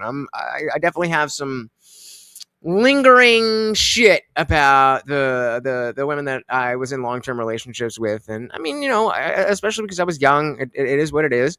But I definitely see ways that, like, okay, I could have been a little bit different. And they're both, I've had 2 3-year relationships. Those were like serious relationships, and they're both married with kids now. It's like, goddamn. Is it me? Frustrated. He's lashing out at his spouse. These are all things that have a concomitant effect. So then when she leaves, you're leaving me because I lost my job. No, I'm leaving you because you lost your job. You've been sitting around the house depressed. You're screaming at me and at the children constantly, and you're drinking 10 times more than you used to. So if you want to say it's because you lost your job, yeah, that was the first domino that fell. But plenty of people lose their job and don't add all of those, injuries to the insult, right? So I think that is... Okay, so now do the opposite for the woman who gets cancer. That is, again, one of those... I'm constantly looking for patterns. I'm constantly older man, younger woman, younger man, older woman, like what I'm constantly lived together before, didn't, same religion, different religion. Do Jews do better at marriage than Christians? How are Muslims at it? Like, I'm constantly trying to look for patterns. Muslims are great at marriage because they kill you if you want to leave. If they were there, I'd be the first person to say it. But I really don't. I think we are multidimensional organisms. Human emotional complexity comes into this, and it's an ecosystem, Different. Same. What is it? Different, but same. And like any ecosystem, like you take the lizards out of the ecosystem, you don't have the same ecosystem, less lizards. Because the lizards ate the insect, and the insect ate the plant, and the plant was something that this other animal ate, and now everything's screwed up. We have a whole new ecosystem. So a man loses his job, or a baby is born, or a person gets diagnosed with cancer. It's not just we have the old marriage plus baby, or we have the old... I'm sure when you look at your marriage, it's not it was our marriage plus baby. It's like before baby, after baby. Correct. Everything is different after that because it's an ecosystem. It's a non-additive system. So you have to think about the problems in marriage that same way, which is why when you're saying to people, here's how you fix marriage, or better yet, maintain it. Because it's a whole lot easier to maintain it than to fix it. It's like it's a whole lot easier to maintain a healthy weight than to gain a ton of weight and then try to lose it. So my books, my writing, all of my speaking on this is all about how do you stay in love? It's easy to fall in love. Any idiot. Too easy. Too easy to fall in love. How do you stay in love? Shout out to David in the building. So I was married for 17 years and nothing was ever good enough for her. But she gave me 3 healthy children and they are the best thing that has ever happened in my life. They were worth it. Well, dilly dilly to the children. And you know, I wonder, or I have. I mean, it's not a common thing, but I have wondered about, like, would I be happier if I was divorced with kids? Like, if I got together with the wrong woman and made kids, and obviously would love those kids, how would that be? I don't know. All of this stuff is difficult because we only have the life that we've lived. All right? Where's Box? Box is the one who said we should cover this. I told him we were covering it.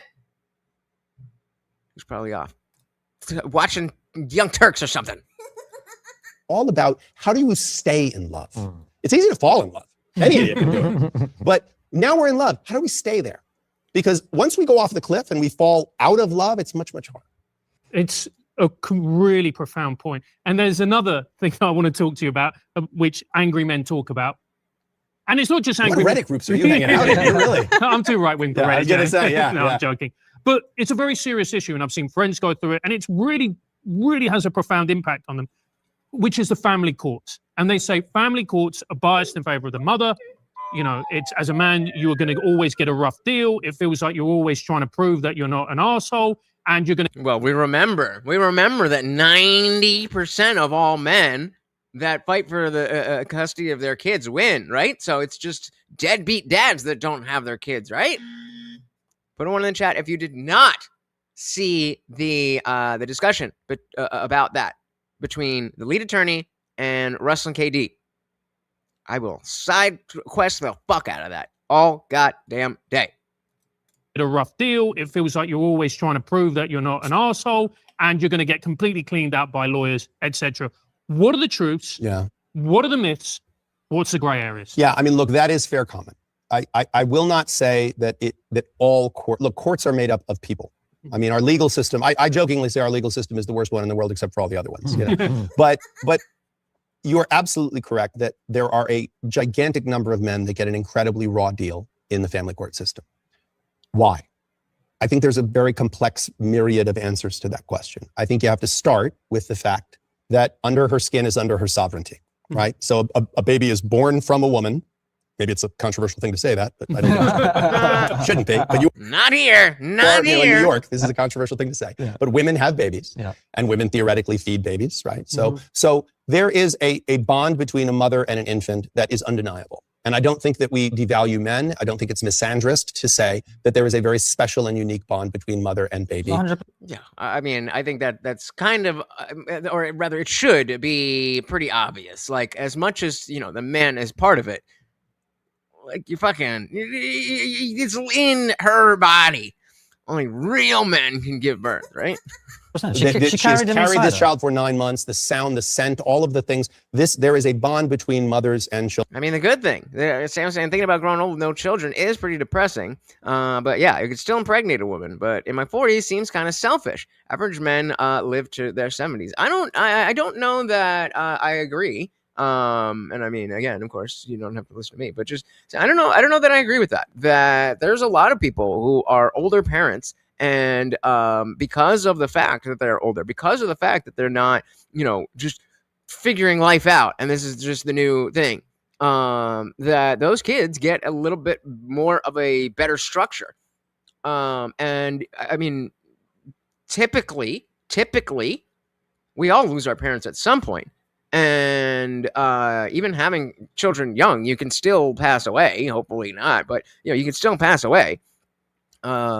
So I do think that I'm even, I mean, if you're past 50, okay, maybe you don't want to be having kids. Shout out to Theo Vaughn, who talks about how his dad was 70 when he was born.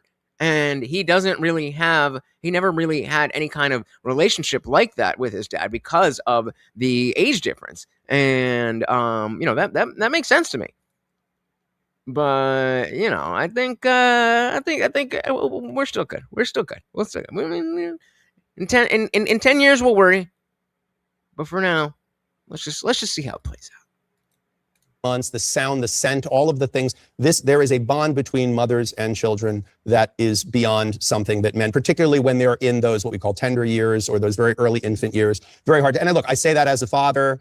When my kids have a very deep relationship with me, they always have. But when they get sick, they want their mom. When they are scared, they want their mom. When they love their mom, especially when they were quite little. When they were afraid of the monster in the closet, they needed dad. And I was very quick to come in with the anti-monster powder. It was actually just baby talc, but they didn't know. Yeah, I lost that shit at like age 3. Mom was the bad one. Dad was the good one at like age 3. But the reality is that, yes, we serve different roles to some degree. And the woman's role with a child early on is very profound. So we're starting from that place. Mm-hmm. Now, courts are made up of people. And for a long time, like many institutions of power, I mean, early in my career, 25 years ago, the bench was predominantly white heterosexual men.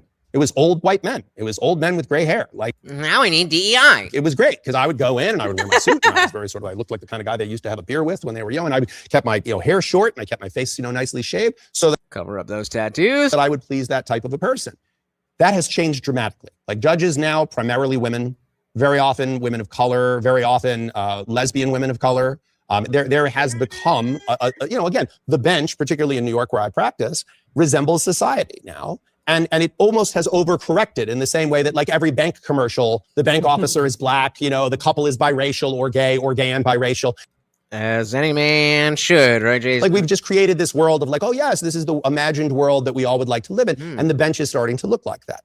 Now, happy to hear your story if you want to share. If not, totally cool. Again, what has that created? Well, it's created opportunities for the court system to view gender differently, to view male and female roles differently. We also now have marriage equality. So, you have 2 men with children, 2 women with children. So there's no mother or father. There's now just 2 parent 1 and parent 2. Yep. So a lot of that has changed. I will tell you. Is there, what even, how do we even articulate that? Like, yes, it has been overcorrected, but to such a degree that like, we need a whole new word for that. We need a whole new word. There's now just 2 parent 1 and parent 2. So a lot of that has changed. I will tell you, it's gotten better in recent years. We get down every Monday, Wednesday, and Friday night at 8 p.m. Eastern. Guys, if you are new here, please do hit that subscribe. Again, I am live every Monday, Wednesday, Friday, 8 p.m. Eastern, and sometimes whenever I feel like it. I was just live last night. Oh, it was wild. Someone came in and had me doing 75 push-ups right off rip. Didn't even have to worry about the goal. And it was wild. So you always want to subscribe. And you know that YouTube sucks with those notifications. So you may as well ring the bell so you never miss an Indian Jesus live party ever again. Because when it was primarily old white men, they were looking at it and going like, well, mothers, sacred mothers are the greatest. My mother was the greatest, and their fathers were like my father. My father went to work every day. My mother did all the heavy lifting of parenting. My dad kept the lights on and he was there to discipline us every now and again and go out back and play catch and things like that. Taught me how to fish. But is he, Well, I did go fishing once with my dad. But yeah, like that. My mom was she held down the fort. And I mean, I have issues with the way she did it, but there, age differences, cultural differences, all that kind of stuff. And my brother is definitely a unique person. So as a first child, I can imagine that there was some tribulations that were then projected onto me, but life happens. Samson, my dad, was always working in Alaska. We were scared when he came home because my mom told him about all the misbehaving we were doing while he was gone. But he's still chill most of the time. When he got home, he got scolded. Oh, poor baby, you got scolded. We got beat. Shoes, belts, fucking, oh, man. Talk about being overcorrected, you know what I'm saying? Dilly to me. That's a good one. Yep. And so it was the other way around. It was the other way around for me. Because then if dad finds out, then it's like, all right, let's keep your mother happy. He was very much a happy wife, happy life kind of dude. And my mom needs a very happy wife, happy life kind of dude. But I'm not trying to do that. All right. I'm back again. Did I miss you? Shout out to Glowing Dog. Welcome to the party. Very good to see you, Dabin.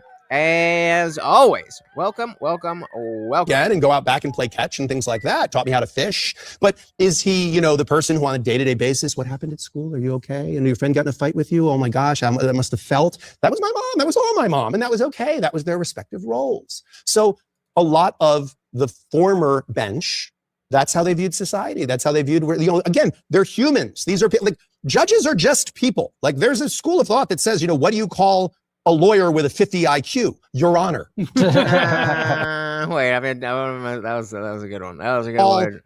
Judges are just people. Like there's a school of thought that says, what do you call a lawyer with a 50 IQ? Your Honor. That's a good one. See, sometimes he didn't have to. My grandpa gave my dad a bullwhip to scare the shit out of us. That would, that. And so going back to the experiences that I do have, dog training, we have timeout. I teach my clients to use timeout if necessary. And so it's not timeout like you would necessarily use for a child, where it's like, okay, you did this bad thing, so now you have to pay the price and go in timeout. But it's more of like, just a chill out zone. And it's like, hey, whatever you're doing right now is not appropriate for, hanging out with the family. And it's not just the notion of removing the dog so that it chills out, but you, in a very specific tone of voice, you give a timeout warning. Like, do you want to go in timeout? And then the dog doesn't know what the fuck that means. It's still going. And then, all right, we're going in timeout. And then the dog understands the warning. You don't need a timeout, because just like the bullwhip, all you got to do is use those words. Do you want to go in timeout? Same thing as waving them around. And they know. Again, shout out to Animal Behavior College. Animal Behavior College. Wacha. I am the positive only people. No, so the company is positive only. And for most dogs, there's really no reason to use any type of aversive tools besides a prong collar. So like dogs have a very different anatomy than we do. So they've got a lot of muscle around their neck. And so it's still uncomfortable. Like, this, let's say my shirt is the collar. And like, when we're use this hand. When we're walking, it's like up there and it's like, like, yeah, it's uncomfortable for them, but it's not the same thing as like us being choked. And if they don't have another frame of reference, they're just like, all right, I love being outside. I don't know really what's good with the neck thing. That part kind of sucks, but I love being outside. And so for most dogs, again, you don't even need the prong collar because you just get a front clip harness. Now, again, if you're just using a regular collar, then they're going to pull right through that. But there will be on the neck some discomfort. If you use a regular harness and clip it in the back, well, now the dog's like, oh, thank you. This is much better. I can pull much easier. It's not like you use all their chest muscles and all that stuff. But if you buy one that clips on the chest, then what happens is as they're walking, when you make a correction on the leash, they can't just like muscle through it because it's in between their legs and it's on the front. So their momentum, it breaks their gait. And so they have to, they have to address that. They can't just ignore it. So most dogs, that's enough that it's just annoying. It's not meant to be hurtful. It's just meant to be annoying. It's just like pop, pop, pop. Like, why the fuck are you doing that? And it's like, oh, every time there's tension on the leash, I get the pop. So maybe I should just stay closer. Most dogs, that's all you need. Some dogs, you definitely, they're just, whether if they're too big, like if they get to a certain size where you just don't have the leverage to make a strong pop correction, that's really the only type of aversive stuff that I really use. unless you count like little things. Like when the so a perfect example, when dogs are like if they're humping everything. Well, this is where you would use the timeout, but it is technically aversive if you just have like a can, just an aluminum can. This is what Morty gets if we hit the tree. If we hit the goal, guys. But you just put some coins and you just shake it, and it's meant to kind of startle them. And so when they're humping, you just shake it, and they're like, "What the fuck is that?" And then dogs are really good at pattern recognition. And so if every time they and humping is it's not a sexual thing. They just do it out of excitement. But they'll learn that when they get excited, they get too excited. Now they start humping and they don't like that.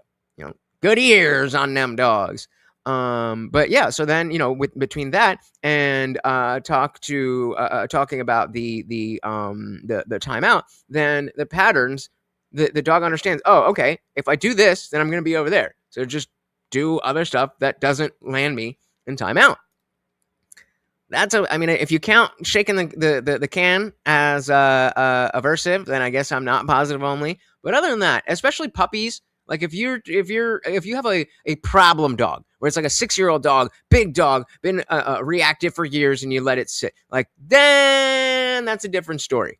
We'll still try to use positive training there, but depending on the personality, the size of the dog, the size of the client, that may or may not work. Positive. I find it better just in terms of, especially like a lot of my clients just have like golden doodles. You don't need a shock collar for that. Like, yeah, it's going to take some extra work, but that's the bonding. That's why the dog will then listen to you for the rest of your life, because you took the time instead of just shocking the shit out of them. No name say, once saw 2 dogs having a pooping race across a floor. It was 2 friends' dogs at a party. They shat from the hallway to the kitchen, racing. I believe it. All right, let's dive back in here. What do you call a lawyer with a 50 IQ? Your Honor. Because I make per year about 30 times what a judge makes. So if I'm an intelligent lawyer, Jesus, unless I'm incredibly deeply committed to the furtherance of justice, which not that many people are that deeply committed to that they would give up a 30x pay increase. You're not getting the best and brightest people in the world on the bench. No offense to the judges I appear in front of. I'm sorry, guys. But the truth is, you're not getting the best and brightest. You're getting people that, kind of want to move the meat through the machine. They want a 9-to-5 job. They want guaranteed health care. They want all the things that come with being a judge. So I think it is very easy. Yeah, you're absolutely right. Most people want to be friends with their dog. I think this is again, I'm not a parent, but I do see this type of thing in parenting as well, that it's not that you can't have a good relationship with your dog, but exactly as I was saying, you need to establish that you're the leader first. And then, well, you're a cool leader, so we can be buddy-ish, but I'm still the guy. Same kind of thing. I don't know. I've never really been in a corporate environment, but I've worked in corporate restaurants, and it's the same kind of thing with managers, where it's like, okay, you know that the manager is the manager, but that doesn't mean that they have to be, a dick. And it's like, oh, this is the cool manager. All the things that come with being a judge. So I think it is very easy to think that the way it was 30 years ago is the way it is. I don't think that's the case anymore. But there are certain basic realities, like if early on in a child's life, a child spends a tremendous amount of time with mom is going to be very resistant to dad having a big role in the case party's divorce. This is a good point, David, saying each kid responds differently to discipline. First kid needed physical discipline, but not much. The second kid, you could just act disappointed and reduce him to tears. Third kid is the most stubborn and has to be spanked and it's taken away. I'm a third kid too. I'm a middle child, baby. I'm that middle child, and middle child syndrome is fucking real. But this is a good point in because even though I don't have kids, I am not really an advocate for corporal punishment. I think that that should be like a last resort. Like, yeah, if your kid is 15 and going out, or let's say 13 and going out and fucking causing crimes, he maybe needs a little fucking slap. But that should not be the first thing that you do. any type of physical punishment should not come from I'm so angry in this moment that I'm going to take it out. I mean, Gen X is really the last, as kids, being a Gen X kid, that was really the last generation where you should be getting beat. It's like, all right, boomers didn't fucking know any better. That's how they fucking live. But we know now. If your child is old enough to understand the reason that you're beating the shit out of them, then reason with them. And if they're not, then they won't understand why they're beating the shit out of them. They'll just be scared. Shout out to Marilyn. Welcome, welcome, welcome to the party. Got herself. Very good to see you. Notice that I taught my son discipline through jujitsu. Discipline can be taught before trouble arises. Bingo. That is the hack. That is the hack. Yeah, I would agree with that. I would agree with that. The point being, though, like when they are young, it should be a matter of like, okay, let's try to go through, as you said, the different levels, and then if we have to get to physical punishment, then we get there. But that, I agree with you. That has to be established when they're young. Point being, that's not the starting point, or it shouldn't be the starting point. Hey, where's Guam Tech? We got another purple belt in the building. Dilly. Ah, so you're a middle child too. You're a third child and a middle child. Older brother and I were the first. Sister came after. Yep. My brother is 6 years older. My sister is about 4 years younger. So they have. I think so, right? Did he get his? I don't think he got his brown belt. No, right? I mean, he's probably listening. Whenever you get a chance, Guam, let us know. You just say yes, purple, if that's what it is. I'm pretty sure you were purple belt. And Glow in Dark said, I challenge you to a Kumite. Marilyn said, kids prefer good. If your kid is an a-hole, then you're probably an a-hole. I don't think it's that simple, but there's definitely some correlation. You're more likely to have a shitty kid if you're a shitty person. But I think some nice people have some shitty kids. I don't know. Distant to dad having a big role in the case party's divorce. Mm-hmm. By the way, a lot of divorcing men don't spend a lot of time at home before they're getting divorced. Why? Because they're unhappy. So they don't go home. They just stay at work later, or they go out to the bar after work and they don't go home. So they don't end up spending much time with the kids, but it's not that they don't love their kids. It's that they just don't want to be with this person they're unhappy with and that's unhappy with them. They don't want this fucking bitch. Their children to be exposed to like the passive aggressive relationship between mom and dad. So they stay out of the house longer. And what happens when they get divorced, it gets weaponized against them. Well, he was never home. He never helped the kids with the homework.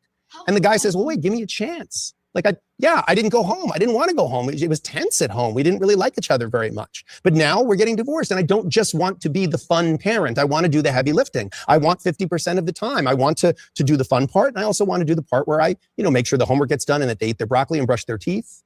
That makes a lot of sense. I think if I was a woman who was angry at an ex-husband or something, I think hearing that would be very important. Because it makes sense. It does make sense from the female mind to be like, oh, you never did this shit while we were together, but all of a sudden you care.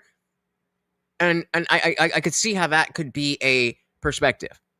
And I think hearing that, things have changed. That matters. Shout out to Tree Rogie. Welcome.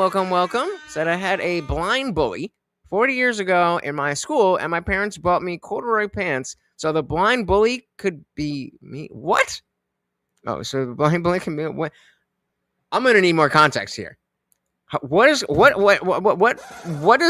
corduroy specifically have to do with the bully? And how the fuck did he know it was corduroy if he's blind? Is he feeling you up? The fuck is going on? Well, said parents can be fake nice, and the kids will still see how they neglect themselves or others. Perception is a hell of a drug. Bingo. Absolutely. It is crazy how much kids will be able to pick up on their environment. And I think a lot of people are they underestimate how much the kid who's in the next room, maybe not even sitting there watching, when the kid's a little baby, if you're fighting or you're cursing or whatever it is, then they're not going to understand. But very quickly,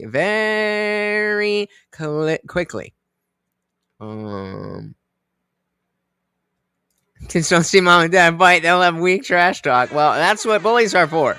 Where are we at? Stroke? What? Physical punishment is a smacked hand trying to reach for a hot stove or something dangerous. The biggest threat is consistency. If you say the kid is going to get punished for an act, you have to. I think I would argue, again, don't have kids, so don't fucking come for me. I would argue that a lower punishment on a more consistent basis would be more effective than a higher punishment that's inconsistent. Right? Oh, shit. It's going down. Also want to do the part where I, make sure the homework gets done and that they eat their broccoli and brush their teeth. And I understand when women go. We had just a different material that was just swishy pants. Like they started with the Janko jeans, and then if you were a rave kid, like we gotta pull this up. Rave pants. Why are we capped? But yeah, look. I mean, you want to talk about clothes you can hear. Swish, swish. I mean, these are all jeans, but some of these. But yeah, swish, swish, swish, swish, swish. These were all the rage. All right. Let's dive back in. The homework gets done and that they eat their broccoli and brush their teeth. And I understand when women go, well, he's never done that before. Right. But when would he have had opportunity to do it before? So again, it's a complex thing. And anytime someone says the system is rigged, that's such an easy way to claim defeat rather than fight any kind of a battle. I like that. Because this is a similar thing to when we talk about libertarians and how, everything is fucked, so it doesn't even matter. It's like that. I mean, take it away from marriage and apply that to politics. Why is it better in dating, but why is it work in politics but not in dating? Hey, shout out to Sam. No question, no comment. Where the fuck? Oh. He's like, fuck you guys. I'm going to sleep. Money Mart. That's for you. Yeah.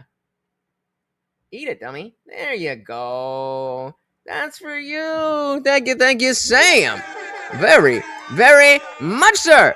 Much appreciated. Gang. And guys, I want to see likes on those super chats. If you're just tuning in for free, that's totally fine. But other people are paying to keep this running, so at least hit the like on the super chats, please.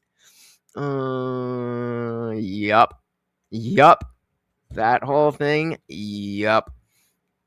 There's a bigger meaning to. I mean, I hope I blow up that fast, but I don't think he's being wrong. I don't think he's going to be around that long. But, we will see. We will see. So you are on, because we have two different streams. So the people on the landscape stream will show up on a landscape.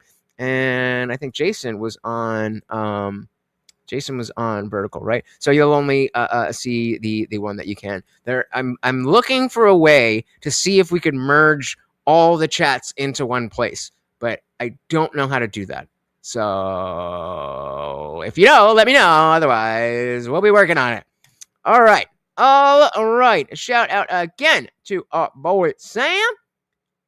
Let's dive back in. Easy way to claim defeat rather than fight any kind of a battle is just go, it's just the game's rigged, so I'm not even going to. Oh, and a new co-sponsor of the stream. Very much appreciated.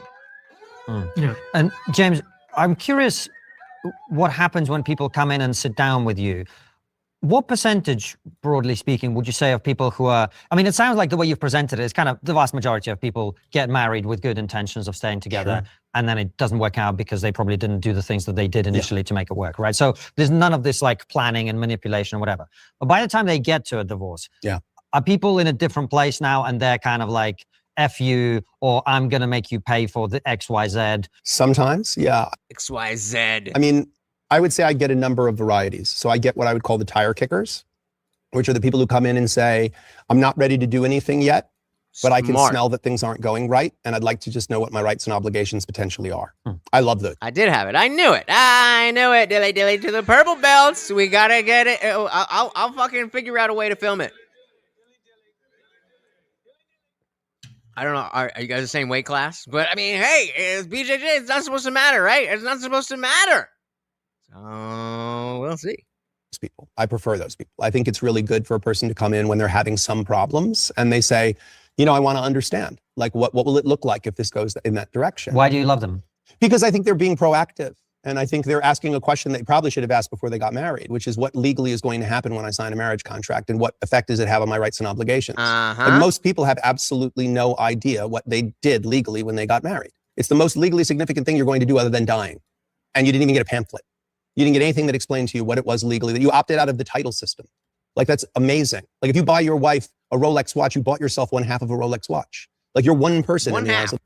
Guys, no, I'm saying we need a Discord. I agree, which is why we all already have one. It is absolutely free to join if you are on the landscape stream. It is the pinned link, but I also just dropped it on the vertical chat. It is absolutely free to join. We have our free chat where anybody can talk all the time, but if you are a channel member here on YouTube, that will open up the full server, including the disciple chat. We've got the after party in our voice channel. We got movie nights, all that kind of stuff, but it is absolutely free to join. And if you don't want to pay for all that stuff, just hang out in the server, be active, and there's a point system and a level system. You don't need to worry about it. But the more you interact, the more points you get, the higher level you get. You hit level 15 and you get full access without paying a dime. Because what I really, really care about is A, keeping the trolls out, but 2, making sure we build this fucking community.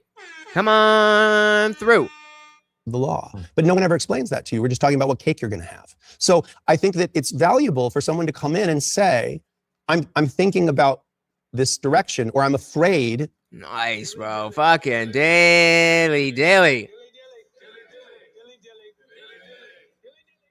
Congratulations, bro. I might have to come take some classes. I'm thinking about this direction, or I'm afraid my spouse is thinking that we're heading in this direction. What could it look like? And then they can make informed decisions about how hard they want to steer out or into that, right? Because hopefully one of those possibilities is to work harder on the relationship. 100%. And nothing I would ever say to someone in that setting would ever be to hasten the demise of their marriage. I mean, hey, it's a free speech platform, so you can put whatever you want. If you check the server guidelines, we've had to update some the rules, but essentially, there's no single word, there's no phrase that you can say that will be like, you're banned. Now, I mean, you can get banned for fucking shit up, which I let people do for too long, and now I'm not going to let people do anymore. And we're kind of in a rebuilding phase because I let my ego of being a free speech platform, I let that go to my head. And I didn't fully understand that if I let the trolls just kind of run it, then everybody else will just they won't combat it. They'll just stop talking. And so we banned the trolls, but it's still free speech platform. So you can't spam. And if there's issues, then we'll figure it out. But absolutely free speech. Come on through. It would always be, you're here for information, and I want to share that information with you. I want you to understand your potential rights and obligations, what paths you might take, whether you go to a mediator, an arbitrator, or go through litigation. And I'm also going to use that as an opportunity to say, look, are you in individual counseling of some kind where you can sort of process these things? Are you? No, I don't know, because you keep saying it, but like I said, pics or it didn't happen. When your spouse, have you ever tried speaking to someone together? Have you ever thought about talking together with a counselor or a clergyman or someone who might be able to help you navigate the challenges that you're having? It's totally okay to have challenges in a Fuck is real relationship. People have challenges all the time in relationships. I even have people who come in and say, that said, I want a divorce. I caught him cheating. I intercepted a text message came up on my iPad that was supposed to go to his iPhone because we had the same iMessage logged in. I mean, I owe Steve Jobs a tremendous debt of gratitude. The integration of Apple devices has created more people finding out about their spouse's affairs than anything else in the world. And we come fucking full circle. Half of that is, well, you can see that I was left on red. You can see when I'm typing. You can see when I'm not. Oh my God. Some of you are on YouTube on an iPhone thinking that is the best social media platform that you have. Meanwhile, some of us are on TikTok with Androids, knowing that you're just living in a little box and you think you're better, but you're not. Hey, shout out to Guam Tech with the $2. Thank you, sir. Yes, we are just past the 2-hour mark. So if you would like to keep the party raging, be like Guam Tech and get Morty his treats. Thank you. So very, very much. What is this? There we go. And the party rages on. Android till I die. Yeah, see, this is where because I'm definitely America first. I'm definitely not America only. Definitely not. Yeah, you guys know what's good. Devices has created more people finding out about their spouse's affairs than anything else in the world. But they come in and they say, look, I want a divorce. I just found this out. And if I immediately said, great, I'll file it right now, I would be, I think, doing a very irresponsible thing. What I often say is, okay, if we want to file for divorce, we can file today, we can file tomorrow, we can file next week. I'm not retiring, don't worry. But let's just take a breath. Let's talk about what your paths might be, rights and obligations, and then let's see, because there are lots and lots of people. They don't talk about it very often. There's lots of people that have issues of infidelity that happen in a marriage, and they make it through it. They move through it. They figure out a way. They forgive. They forget. Sometimes they forget. Yeah, man. Shout out to Kevin Samuels. It's like, your granddaddy had, this, that, the other. There was rules. Don't embarrass me. Don't bring home any diseases. Don't get anybody pregnant. You didn't talk about it. That would be the embarrassing part. But that was what people did. Giving is in the forgetting. Sometimes they forgive, but they don't forget, but they try to make some changes, and so it doesn't happen again. So I try to give them a very honest assessment of things. So that's one type of person who comes in. I almost just sat on my and again, sometimes it's just, hey, things aren't great. I see some storm clouds coming. I want to know my rights and obligations. Sometimes it's the storm is here. Did something happen? I caught them cheating, or I'm cheating and I just got caught. Okay, that's a little more serious. But again, doesn't necessarily mean it's over, but it's good that it's fragile. We can agree it's fragile. So let's talk about what your rights and obligations might be. Sometimes people come in, they've been served with papers. Their spouse is moving forward with a divorce.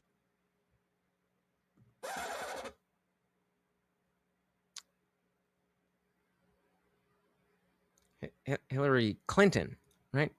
You're talking about Hillary Clinton. Yikes. Okay, let's talk about, you've been served with papers. Here's what you have to do legally to defend on that. And here's the paths that we might take from here. So it's very rare that someone comes in and it's like a professional hit. Like they're like, I've been planning this for 6 months. Here's the bank statements. Here's that. Every once in a while, someone does come in and they're very organized to the point where it begs the question, like, wow, how long? I mean, are those more women or men? More women. Yeah, of course. Women do this.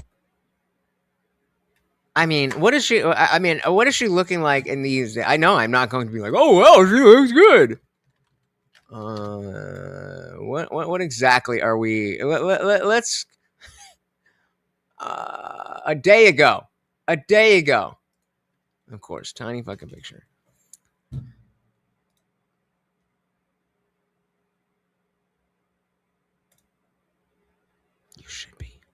You should be. Haram! That's why I said women are more tactical in their thinking and they're more patient in some ways. I mean, their prefrontal cortex develops way before ours does, so it could be a function of that. But yeah, I mean, I've had women, I had a woman come in last week who her husband has been cheating for about 8 months. Apparently. And she has had full access to his messages and texts and emails for that entire time. And she's just been tracking it in real time. Oh. And she's just like every lie, she's tracking it. And she gave me this whole timeline. And I'm just looking at it, and I had two thoughts. One was this guy has get a burner.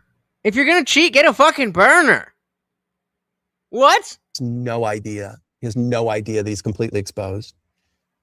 Two, other people's infidelity is hilarious. Like, there's just nothing funnier than reading someone's messages to them, because we all think we're so interesting and sexy and fascinating, but it's just completely goofy. All the like, oh, baby, I miss you so bad. Like when you're like, I'll tell you this, we have like dramatic readings of it sometimes at lunchtime in my office, like in the conference room, we'll all get together and we'll like, we'll have one of the Like, yo, look what this dude just said to this chick, bro. female staff members will read the female part and one of them will read the male part and be like, baby, when I was inside you last night, it was the greatest feeling ever. Like, and we're just reading it out loud going, do these people have any idea? But ultimately, what I thought was scarier is that she has managed to just continue to act like nothing's wrong for 6 months with this guy. I couldn't do that. I could. I was gonna say, men are not doing that. Like maybe for a week while you're planning something, but oh man.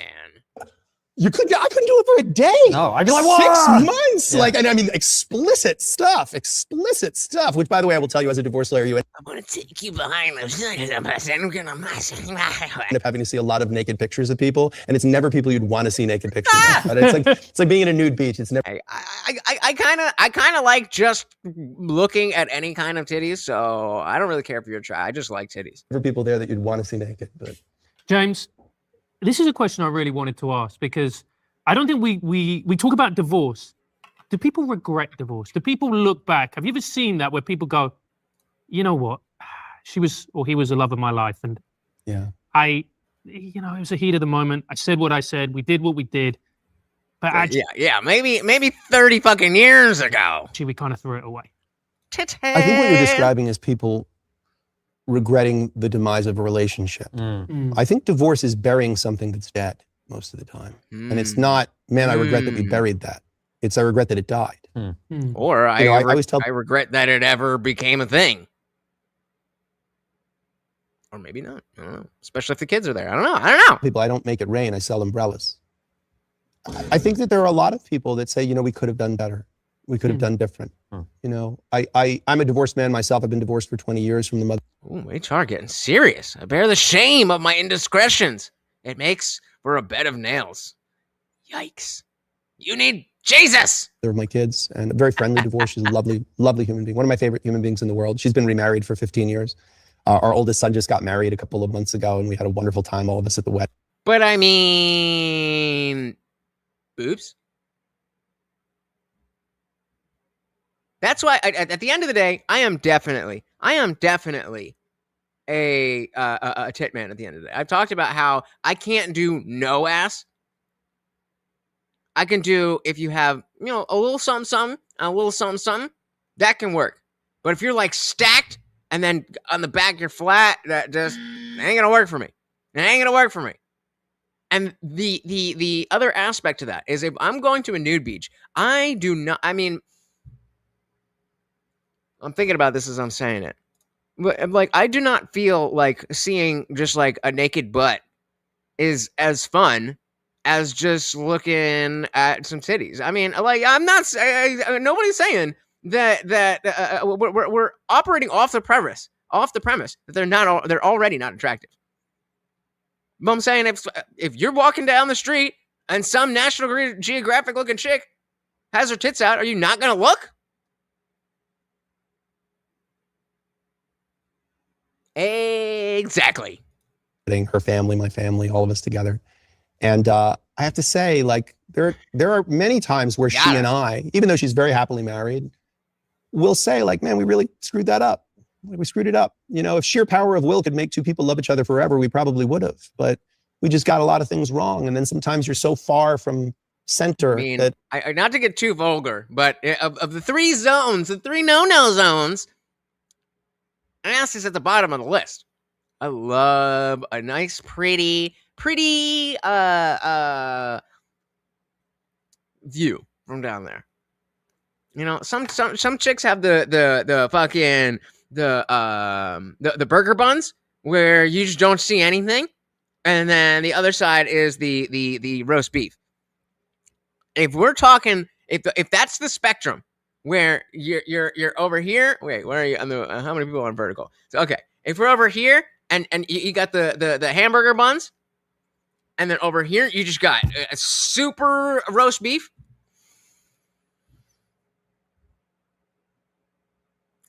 I'm gonna lean towards the roast beef over the hamburger buns. Sorry. I like what vaginas look like. That's what I'm saying, bro. I mean, like, it could get a little much where it's like, but if it's just, it literally looks like that. What is that? That ain't nothing. You just kind of go, Anyway. yeah, it was the right thing to do. And I think our divorce was the right thing to do. I think that her Exactly. very happy marriage, is proof of that. I think our sons are. Pics or it didn't happen. Pics or it didn't happen. There's fucking pick me bullshit. No, I promise, guys, I have big titties. Do you though? Very well-adjusted, happy young men who had a great, relationship with both of their parents, and she and I have had a great co-parenting relationship. Especially after 30. Gravity does its thing. And who had a great, relationship with both of their parents, and she and I have had a great co-parenting relationship. We both moved on to have really fulfilling relationships. Is she okay with you putting that on the internet, brother? But is there something very sad about it that it's like, oh, we probably could have done better? Yeah, of course. Wait. Are you saying like am I interpreting this as if there is roast beef, no thanks, or if the roast beef hangs, specifically the hanging part? Because the latter I tend to agree with, but hey, I like what I like. Sorry, not sorry. Is there something very sad about it that it's like, oh, we probably could have done better? Yeah, of course. But yeah, when she's ugly, we didn't know that at the just time, a hole. And I don't think anybody takes glee in the demise of a relationship. I think most people, when they marry, they have good intentions, but just manifesting here. Fair enough. So the Soul said there's actually research that says boobs hang lower from wearing bras too much. I have heard of this due to less muscle use around the chest area. No idea if true. I'm not doing a study on it. That makes sense because there's no yeah, exactly. The muscles on the top side that would hold them up are never used. Those would atrophy and look like my arms, just not doing what they're supposed to be doing, just puny and little. And the muscles are just not there. Let's take a little side quest. Can you guys see this? Where are we? Boom, boom, boom, boom. Yeah, right. And Dick's like, I'll hold him up. I said, shit, me too. All right. For research purposes, is it true that women wearing a bra most of the time can actually cause breasts to droop versus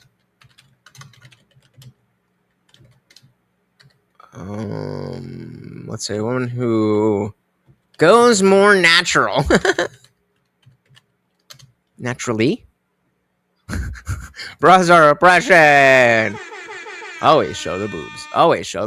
All right. I bet you are. This is what the pick-me say. I'm just like so beautiful, you wouldn't even be able to understand it. Is it true that women wearing a bra most of the time can actually cause breasts to droop versus a woman going more natural? Short answer, no. There's no solid evidence that wearing a bra most of the time causes breasts to droop. What actually causes breast sagging? Or what is this? Psoas? Anyway. Is that like a word for sagging? I thought it was like more specific to boobs. Anyway, age, genetics, pregnancy, breast size, which again, going back to what I said, you got some nice solid B cups after 30, you're going to be all right. But you go a little bit bigger, then, smoking, interesting. Breasts don't have muscles in them. They're supported by skin and connective tissue, the Cooper's ligaments. Over time, those tissues stretch due to gravity and other factors. What about going braless? There was a small French study that studied women who didn't wear bras had a slightly firmer breast over time. There was a however, but I mean, dilly for old boobs that are not sagging. I don't give a fuck if you're making claims You gotta back that shit up.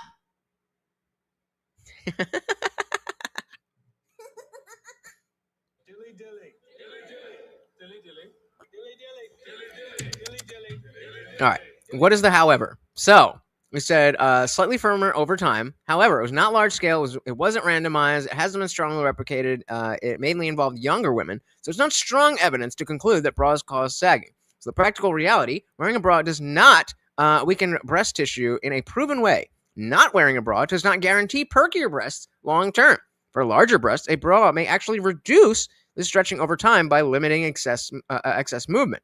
Sagging is mostly about biology and time, not bra usage frequency. Wearing or not wearing a bra is largely a comfort and style choice rather than a structural determinant of drooming. Well, if it's up to me, just don't wear it while I'm looking. Indeed. Picks, or it didn't happen. Things fall apart. The center cannot hold. It's the nature of things. And one of the things there's a line, one of my favorite poems is a poem by Joseph Brodsky. It's called A Song. He wrote it when his wife We're going from tit measurement and bra effect to poetry. Died. And the refrain of the poem is, I wish you were here, dear, I wish you were here. And one of the lines is, I wish you were here, dear, I wish you were here. I wish I knew no astronomy when the stars appear. Because I think that there's something very magical about the stars until you learn astrology and then astronomy. And then you're like, oh, it's actually a dead light that's hitting us now. I think that we're all saggy titties on stolen land. Dilly fucking dilly. Yeah, I mean, I nobody asked HR what your tits look like or what. You were offering this information. You started offering this information. If you make a claim, you must back up that claim. Otherwise, I just won't believe you. I went to a working slaughterhouse when I was 12, and I don't what? I don't want to see you at 12. What? No. I mean, if you got some fucking nudes from when you're 18, go for it. But no. It's actually a dead light that's hitting us now. I think that all of us, if we look back on our relationships that weren't successful, or even our relationships that are successful, we look at it and we go, I could have done better.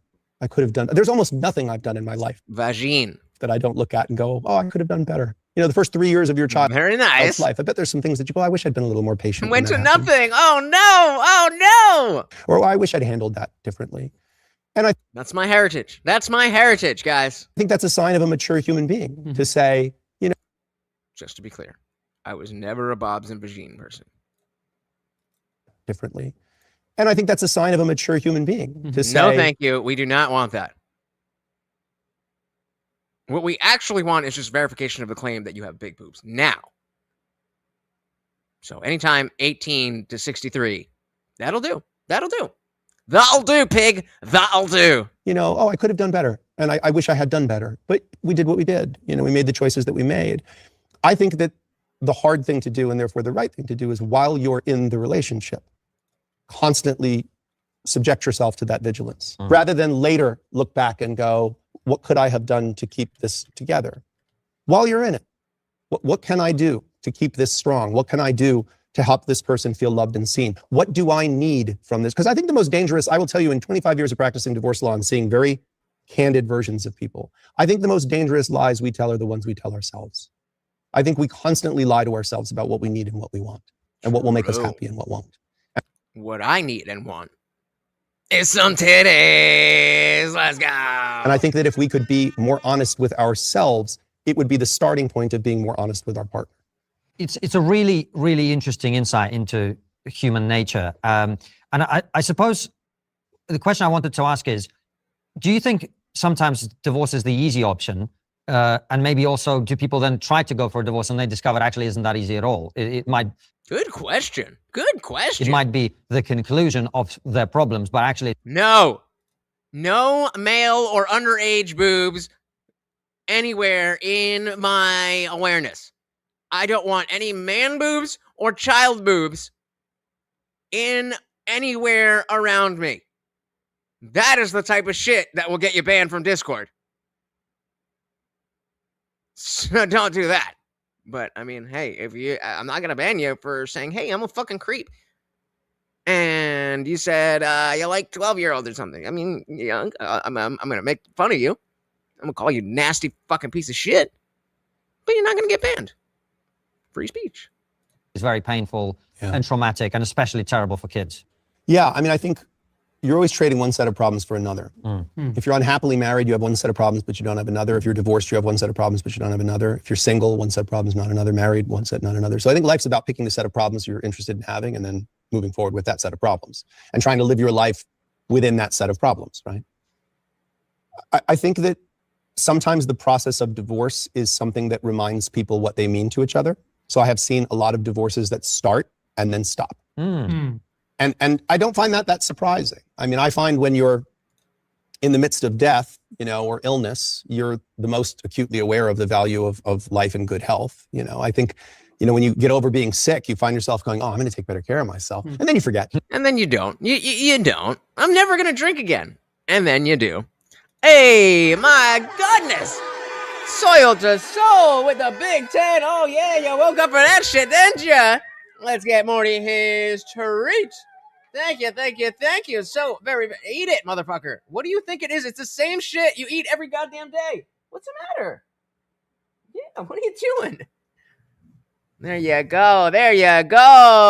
Shout out. I believe that makes you the new sponsor of the stream. It said Bob's and Vagine for the Overlord. Or maybe a treat. He'll get the treat. I like the Bob's and Vagine. Let's go. Let's fucking go. And of course, that means the party rages on. Thank you so very, very much. Again, guys, I want to see likes on that super chat, please. When you get over being sick, you find yourself going, oh, I'm going to take better care of myself. And then you forget. Yeah. And then very promptly you go back to like, whatever, because that's human nature.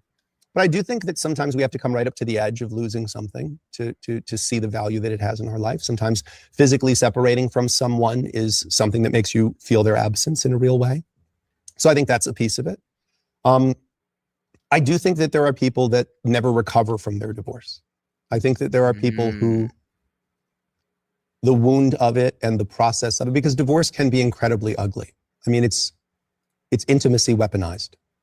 Ooh, intimacy weaponized. Everything you thought was safe that you were telling this person as your head's laying on the pillow. Now they're using that against you in court. Yikes. There's a wise observation. Are we talking about what the...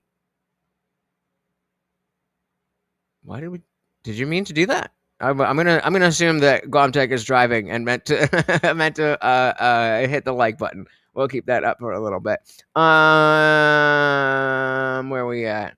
Are you heading out, brother? Thank you so very, very much. Where are we at? So yeah, David, let me know which one you were talking about. Bob's your uncle. Bob's and Vagine. Oh well, Mars is in retrograde. That means that I don't even have a good astrology joke. I don't even have one. That's how fucking stupid it is. The party rages on. I mean, it's intimacy weaponized. Like, if anybody knows your soft targets, it's your wife. Like, we got you. Personally, I think to love anything is insane. Like, it's insane. It's just not rational to love anything, because to love anything is to accept the inevitability of losing it. Like, you get a dog. Oh, she's definitely a female. It's just whether or not she has the heavies that she claims to have. Greatest thing in the world, having a dog. You're going to lose that dog. Like, that dog's going to die before you, most likely. They have a really short lifespan. Personally, I think it's worth having it. No, he just accidentally deleted the super chat when he was trying to like it, and we hit the like button instead of the delete button. But when you decide you're going to love that stupid dog, you have decided you are going to open yourself up to the inevitability of that pain. Mm-hmm. Every single day, guys, the first words out of my mouth, every single day, the first words out of my mouth. Hey, Bamba, we get to spend another day together. Last words at night. Or maybe not last words, if something comes up and I make a TikTok later. But last thing that I'm like, okay, before we go in, all right, the day is done. We've got all, I've got my kratom set up. I got my snacks. I've got my everything rolled up. I got all that ready to go. All we're done. We picked what we're watching on TV. We're laying down. Thank you for spending yet another day with me, Morty. Every single day. Every single day. Because one of these days I won't be able to say that.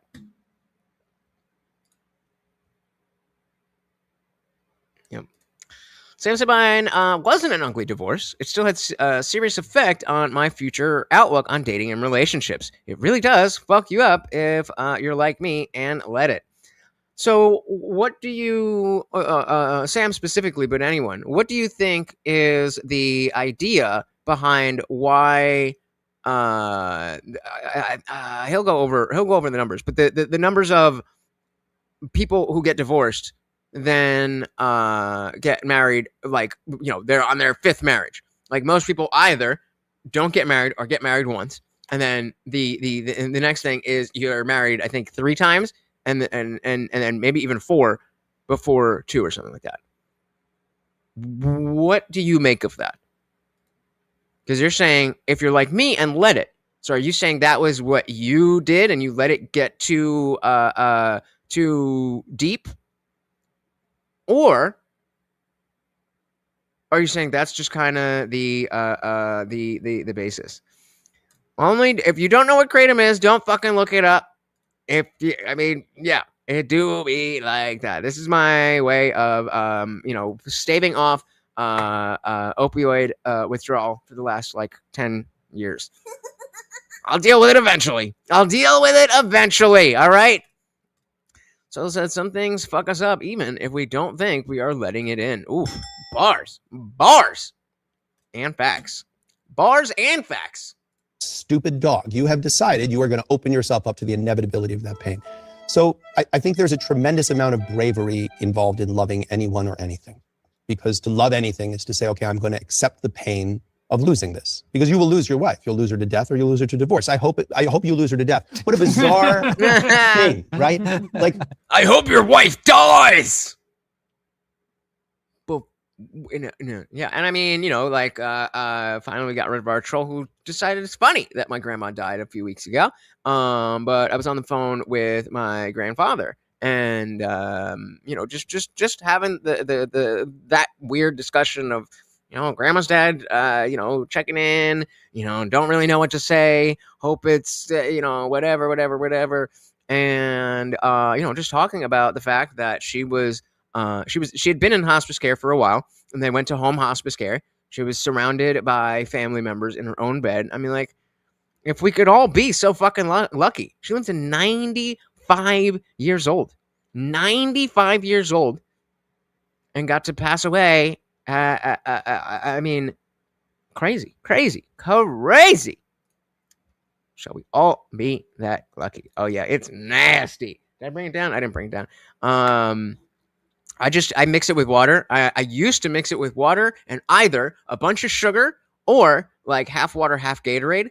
But this was when I was coming off of the drugs, and so I still wasn't in a good money place, and I just couldn't afford that much sugar or that much Gatorade. So I was like, "Fuck it, I'm gonna get used to it." So now I just put 2 tablespoons of the kratom in a regular cup, mix it together, put it into a Gatorade bottle, fill up the bottle with water, kratom, and water. It's nasty. That's why you will see. Anytime that if I have it down here from whatever, I'll drink it and then immediately go to water or something. This has a sweetness to it. An actual Gatorade bottle, nasty. But and yeah, so don't do kratom if you don't need to. Don't do kratom if you don't need to.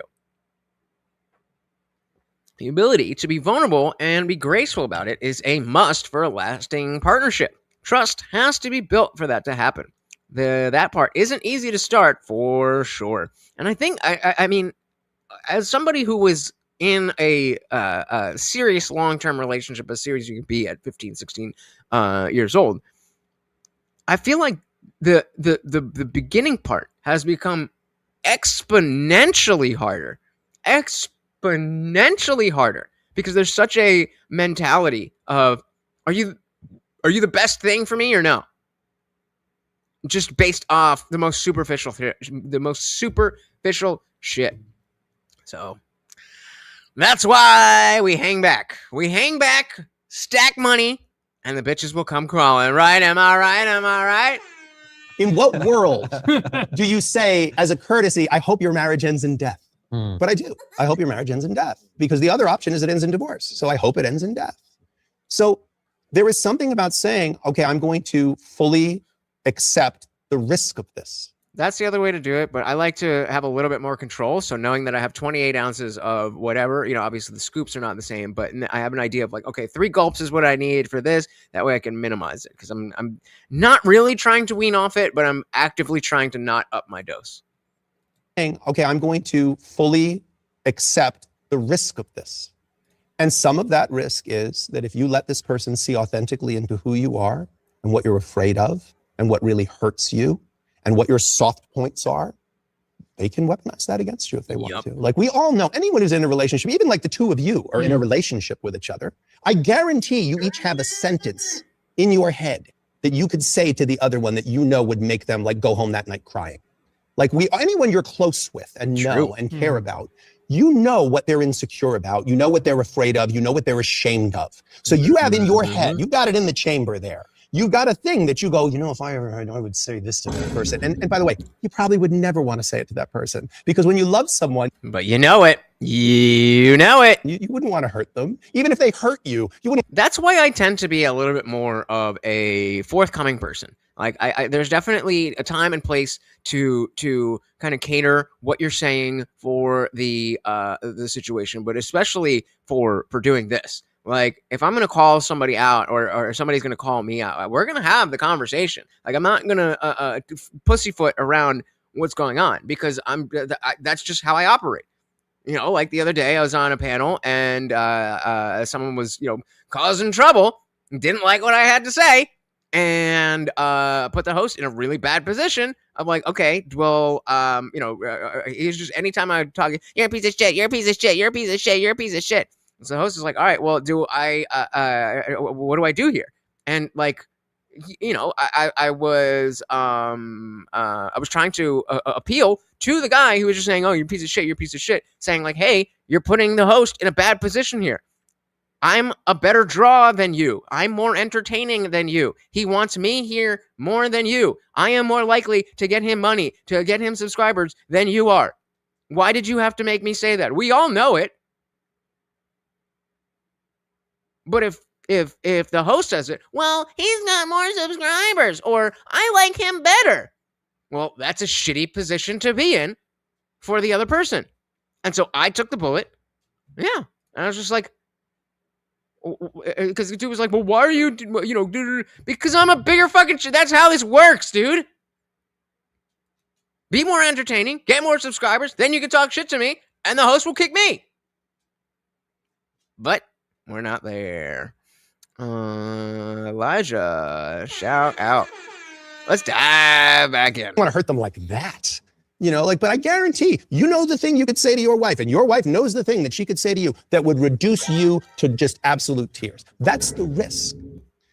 But you have to take that risk if you're going to have a relationship. That's why I think to love something is brave. It's insane, but it's brave, because you're saying, yes, you will get, whoever you are, you will get addicted. The withdrawals are not as bad as the opiates, but it's a longer timeline, which if I knew, I would have just taken the fucking withdrawal. Because when I was doing the pills, 3 days of feeling like shit. First day, it's kind of, you can get the tickle in your back and your bones kind of hurt, and, you can't regulate your temperature. Day 2, you're feeling like shit. But by day 3, you're still back to, or you're back to where you were, the way you were feeling on day 1. And day 4, you're good. Indeed you did. Indeed you did. But it was last night. So actually, did I stream that part? That might have been streamed, and if you know me, then you know where to look for it. What was I just saying? Oh, yeah. The withdrawal for Kratom is not as severe, but it's like a week long. And it starts out very slow. So the initial parts of any kind of withdrawal is just the psychological aspect of, oh no, I don't have my thing, whatever the thing is. So that's the first part. And then you get the physical things. I've gone, I think, like a full day in the last 10 years, something like that. That's the longest I've gone. Restless legs, feeling sick. Again, just inability to regulate temperature. It is not fun. And it's definitely something that I'm going to have to deal with it eventually. But I'm kind of using Morty as a reason to just be like, all right, my life is what it is. I'm dealing with every single day. All I can think about is the fact that he's going to die soon. Let me deal with that, and then we'll deal with the rest of everything. Seems fair. Seems fair. And if it's not, then fuck you. I'm going to live my life. That's why I think to love something is brave. It's insane, but it's brave because you're saying, I'm going to expose the possibility of being hurt by you. But because of that risk, divorce is brutal. It can be brutal because even the friendliest divorce is a shift of this fundamental relationship, this foundational relationship. And it feels like everything is on the line, like where you live, when you see your children, your basic finances, the person who you thought was your person and you were theirs. Like all of that is falling apart. It's what drew me to being a divorce lawyer. I was a psychology major as an undergraduate, and let me see if I can find it. There was a girl who did this. Actually, I can. How do I search my own tweets?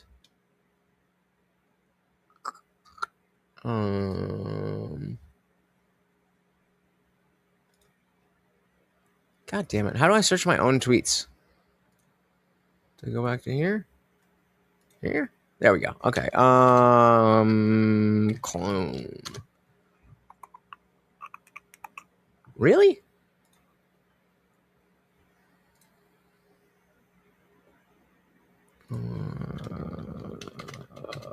Shit, this is going to be a little bit harder, but all right, let's see. Is this it? Gang, let's go. And I cloned my. So, Glow in Dark. Oh, sorry, I didn't realize you can say Glow in Dark said clone Morty. No. Hi, I'm Vanessa, and I cloned my dog. My cloned puppy Ollie has now been at home for 8 days, and it's been quite the experience learning how to have a puppy. I've never had a puppy before, but I am seeing some similarities between the puppy and between Ollie and Oliver, which is super interesting. I did not have Oliver as a puppy, so it's a little bit hard and tough to compare, but the way that they walk, which maybe sounds silly, but just really reminds me of Oliver. The way that they move, Ollie hops through the grass in the backyard like a little bunny, which is exactly what Oliver would do. Ollie. But how much is it? All right, so I'm just gonna let it play. He is starting to kind of try to sit up on his little hind legs. We used to call it sit pretty with Oliver, and so that is really reminding me of Oliver. It's super wild looking into his eyes because it's like, whoa, I know these eyes, but you're different. So that's an interesting experience.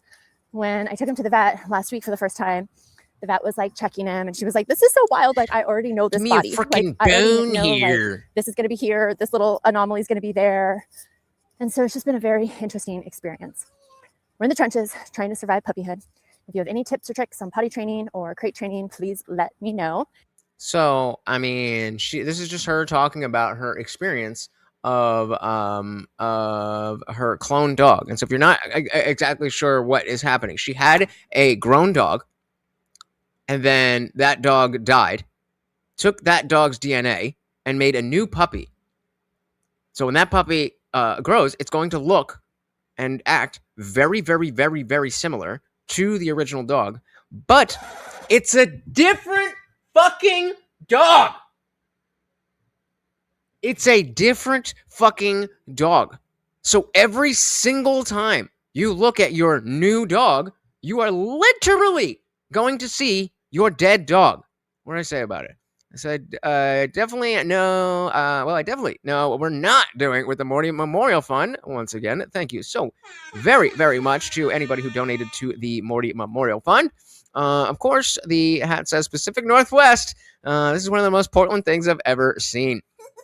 This is my industry, and I did not know that regular-ass people are getting photocopies of their dog like it's going to be the same thing. Even if you cloned your child and they were reborn to you, we know with the damn strong probability, just shy of knowing, it will be a different person. Whether it's a person or a dog, their experiences are going to shape them. So unless you live the exact same life and have the exact same mentality as you did when you got the original dog / birth to the original child, it's gonna be different. It's gonna be different, but it's gonna look the same. And that will break your heart day after day after day after day. Don't clone your dog. That is not smart. Yeah, exactly. Futurama knows best. We're all puppies on we're all puppies on stolen land.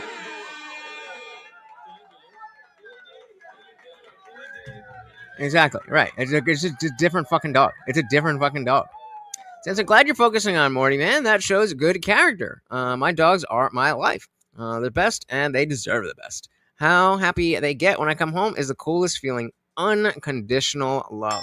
Yeah, and again, I mean, I had a girlfriend when I got him, but I've essentially been single except for little things here or there. But it's just been me and him for the overwhelming majority of his life. The past 15 years, it's been just me and him. We're all clones on stolen land.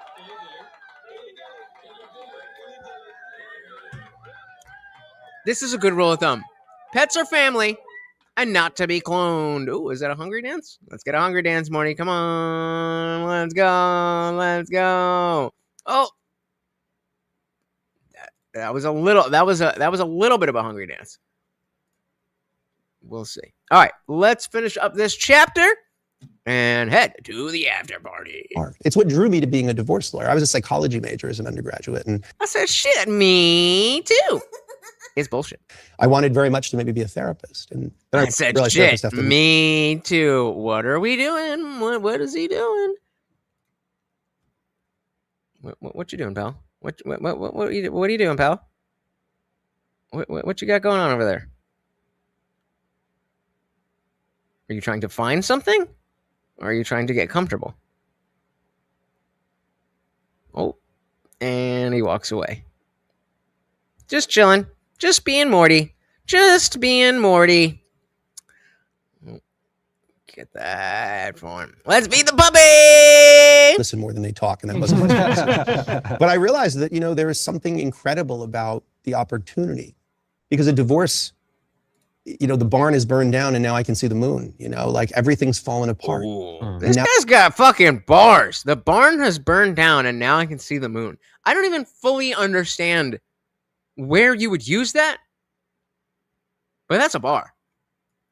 The opportunity. Because a divorce, the barn is burned down and now I can see the moon. Like everything's fallen apart. And now what? And to be part of the architecture of a person's next chapter. Like just pearly things? To me, even after 25 years, it's still the most humbling, amazing, beautiful thing to be part of, to help be part of the architecture of someone rebuilding a life when it feels like everything is lost, everything's at risk. I mean, your point about loving is so true because, children are the best example of this. Yeah. Because you bring a child into the world who you love more than anything that you've ever loved. But obviously, I remember speaking to a very good friend of mine after having a child and said, I've got some fears now that I didn't know were possible. Oh yeah. And not even that, your heart is walking around. Right. Exactly. It's just walking around and everything is putting it at risk. Right. And you can handle it yourself. I can handle my pain. But my kids' pain? Yeah, we were at a dog park. I don't really like dog parks because they're very unpredictable. If you're going to use dog parks, I suggest there he is. If you're going to use dog parks, I suggest to, kind of scope out the area, wait until you see that there's responsible dogs and dog owners there, and then kind of make a group and okay, we're going to go to the dog park on Wednesdays, or we're going to start a group chat and make sure we know when to go. so that you're not really blindsided. And if you are blindsided, some random irresponsible untrained dog comes in, then you as a block can yell, be like, yo, we got some shit going on over here and you're fucking shit up. That being said, Barbados and coconuts, Morty did get laid one time at a dog park. So, hey, I mean, he has no balls, but he did get laid. Like Actually, I think he might have had his balls at that point. Either way, no virgins in this house. Let's go. my pain, like, but my kids' pain, like, oh, like the terror that comes with it. But it also creates these opportunities to, like, you know. Someone try to explain to me what he's saying about the specifically the my kids' pain, like, oh, the terror. Do your obviously it's not something that I expect you to be able to articulate well, but do your best and try to explain what that feel like, that moment where you were like, oh fuck, I love this kid so much, and eventually something is gonna happen, and that sucks. What does that feel like? Terror that comes with it, but it also creates these opportunities to, like. Well, even though, so Dick, I mean, if you're, I think people are generally not like, I don't think that would generally be weird. I think if you, if you hang out and you talk to don't just go in and fucking deal with dogs. The other thing though is that the dog parks is really for dogs to hang out with each other. It's not really a place where you would go, but hit up a shelter. Just Google a dog shelter near me. And they are desperate for people to come in and, just spend time, play with the dogs, all that kind of stuff. And it's not weird at all. I highly doubt they would pay you, but, it's free and not weird. The terror that comes with it, but it also creates these opportunities to, like, I mean, again, like I remember, my sons are adults now, but I remember my now 28-year-old, he's a lawyer too. When he was like 5, maybe, he had terrible pneumonia and he was so sick. He had 103 or 104 fever. Well, hey, hit up Animal Behavior College and become a trainer. It's a really good way to, like, I have no plans to get another dog anytime soon, unless I'm married and, like, looking to have children. That's when, and I mean, of course, I might change my mind once I have an empty home. But I don't, like, number one, being very familiar with the puppy stage, it's very easy to forget how hard that stage is. How much time and effort and energy and emotion goes into training a dog. It's a lot. But the other thing is that after he passes, I'm still going to have the opportunity to, hang out with dogs on a regular basis. So I don't feel like I'll need, like, he's already, he came around long before I was a dog trainer. He's the reason I am a dog trainer. But, like, yeah, that'll scratch that itch. So Animal Behavior College, it's a couple $1,000. It takes, like, depending on how much time you spend on it, it took me like 6 months. And then there's like a 1 or 2 month internship type thing. But by this time next year, you could be a professional dog trainer. We kept calling the pediatrician and they kept saying, okay, if it goes up to 105, you got to get him to the hospital. And he was laying in my lap. And I was the most scared I've ever been in my life. Like, I had never felt terror like that. And I was 22 when he was born, so I was probably like 27, 28. And he was sweating and cold. Nobody's gonna give it a shot. Try to articulate what the fear. The first time you understood the fear that this thing that you love so much is going to get hurt at some point in some way. Oh, Swell the Soul said it hits you in your gut. Like the feeling you get when you watch a video and someone gets hurt doing parkour or something, but much more personal and deeper. It's a poor comparison.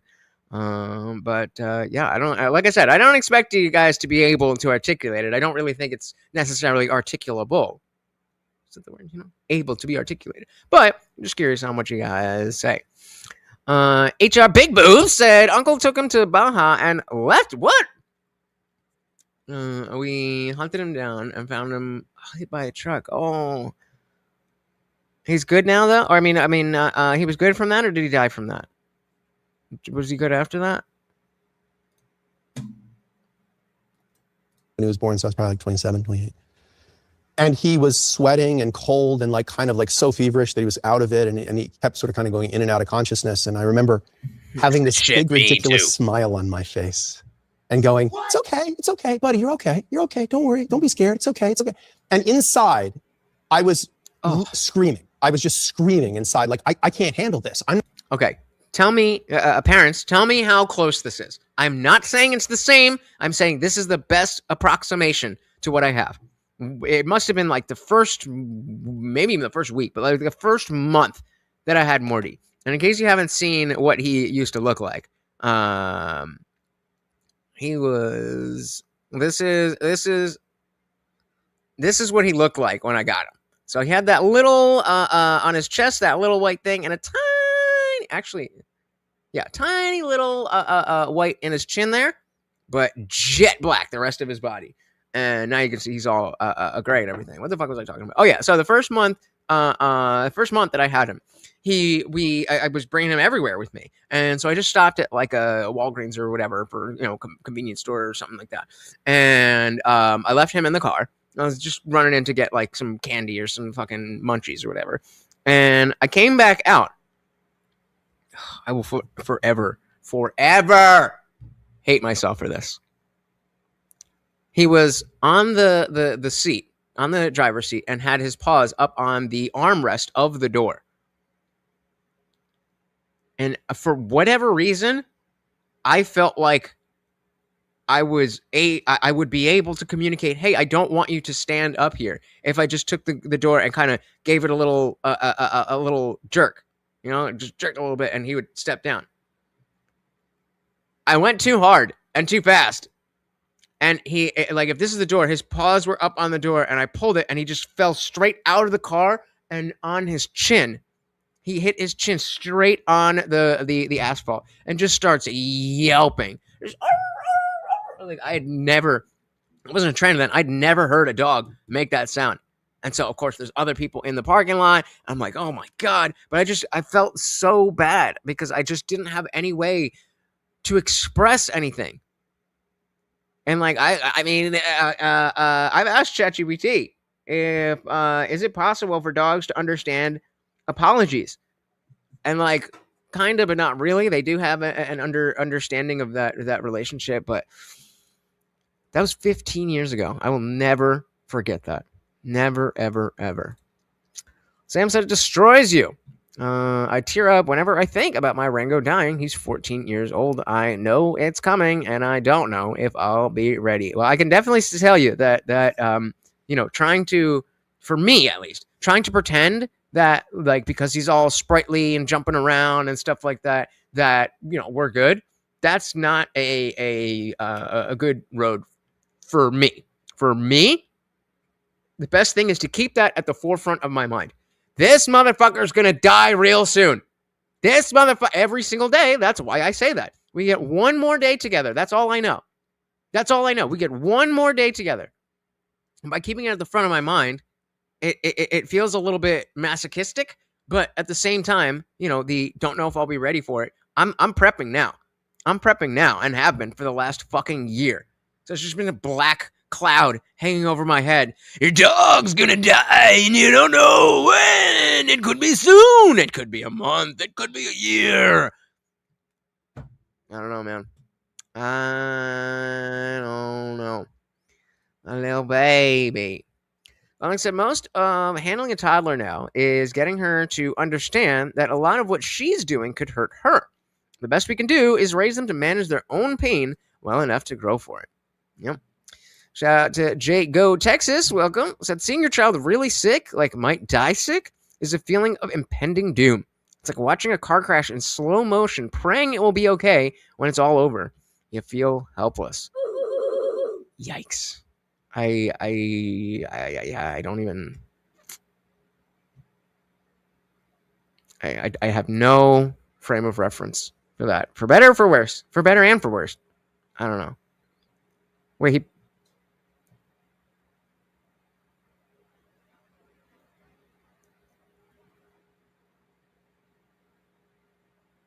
so he did pass. All right, well, let's. Rango.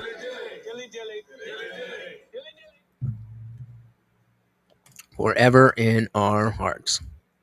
So the soul said to Guamtech, well said, Tyler's make it a reality. My youngest is autistic, and the game of Can You Keep Me Alive Today lasted until he was almost 8. He had no sense of self-preservation until then. Yikes. Oof. Oh, brother. I'm so sorry, man. I'm so sorry. There's not really much else to say, right? I mean, hugs all around.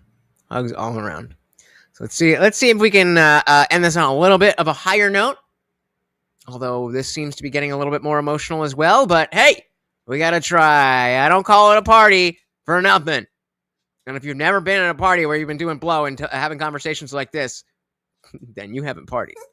Not ready for this. I'm not qualified. Like, I want my fucking mom. Like, He's about to cry. I don't know what's like. This is bad. Like, I don't know what to do. Like, I'm terrified he's going to die. Oh my God, is he going to die? But I was like, okay, no, you don't get to do that. Like, you need to be. It's okay.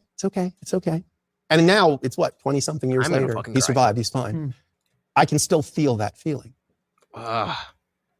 That's the terror that comes with real love. Like, that's the terror that only loving something more than you've ever loved yourself. Like, to me, it's worth it. To me, it's the greatest thing, because the love and the pride and the joy, like that same 7-year-old, I sat with 100 people when he got married a couple of months ago and watched a beautiful young woman who he went to law school with stand there and in front of all these people say these vows, and they wrote their own vows. And she was like, "You're the strongest man I know. You're the bravest man. You make me feel so safe." And I was weeping. Bro, the last text exchange that I had with Akon, if you guys are new here, my best friend died in a motorcycle accident in 2013. That was my first tattoo. I always go to the wrong arm because I'm mirrored here, but that's his initials with family is thicker than blood, a play of blood is thicker than water. He was more of my family than anyone else ever was. That was my brother. Well, why did I bring that up? What did you say? And I know you're the bravest man. You vows, and they wrote their own vows. Oh, yeah. The last text exchange that I had with him, because we didn't text a lot. I don't like being on the phone, but he and I would always be on the phone. So the last text exchange that we had, I was at a family friend's wedding, and the best man was doing the best man speech. I pulled out my phone, and I mean, it's kind of gay, but fuck you. I don't give a shit. I was like, bro, I can't fucking wait to hear what you are going to say at my wedding and what I'm going to say at your wedding. That didn't happen. And she was like, "You're the strongest man I know. You're the bravest man. You make me feel so safe." And I was weeping because I thought, like, we did it. Like, we did it. This is what we wanted to do. We wanted to create a man like that. And we did. We created one that a brilliant woman, she's a lawyer too, like goes, "Yep, that's my guy. That's the one I want." And what an incredible thing. Now, if you want that, you've got to have that terrifying moment. You've got to have all those things and all the other terrifying moments that I'm sure are soon to come, or will come down the road. So yeah, I think love is the greatest thing in the world, but I think it is an absolutely insane, terrifying thing. Yeah, it's the best. I was going to ask, as someone who's watched thousands and thousands of people, not only watched, but participated in the process of them getting divorced and often acrimonious circumstances, how did you feel watching your son get married? I think the same way anybody else does. I'm cheering for them. I felt choked up by it. He gets fucking hairballs because between my hair and his hair, he's not supposed to shed, but he does, and he just like licks the floor and has hairballs sometimes. Can you see what's going on over there? Yeah. So for now, we're gonna pretend that's not happening, but I don't want that to soak into the carpet, which it definitely will. Or I don't want him to eat it, which he will definitely do as well. So I am going to dip out a little bit early. Not even really. We just hit the 3-hour mark. But I want to give a big shout out to all of the disciples. If you are a member, oh my goodness, you help keep this standing. Thank you so very, very much. And of course, a big shout out to all of the donations. My goodness. We didn't hit the goal, so no extra special treat and no push-ups for me. Yes. I had to do somebody, I had the regular stream goal of 75 for $2 is one push-up. And then someone was like, all right, I'll pay you what did I say? I'll give you $50 to do 75 right now. Challenge accepted. And I did it. Let's go. That was in the beginning-ish of the roll up and chill stream. If you want to see, it was rough. It was rough. But guys, thank you so very much. Let me just see what else we got here.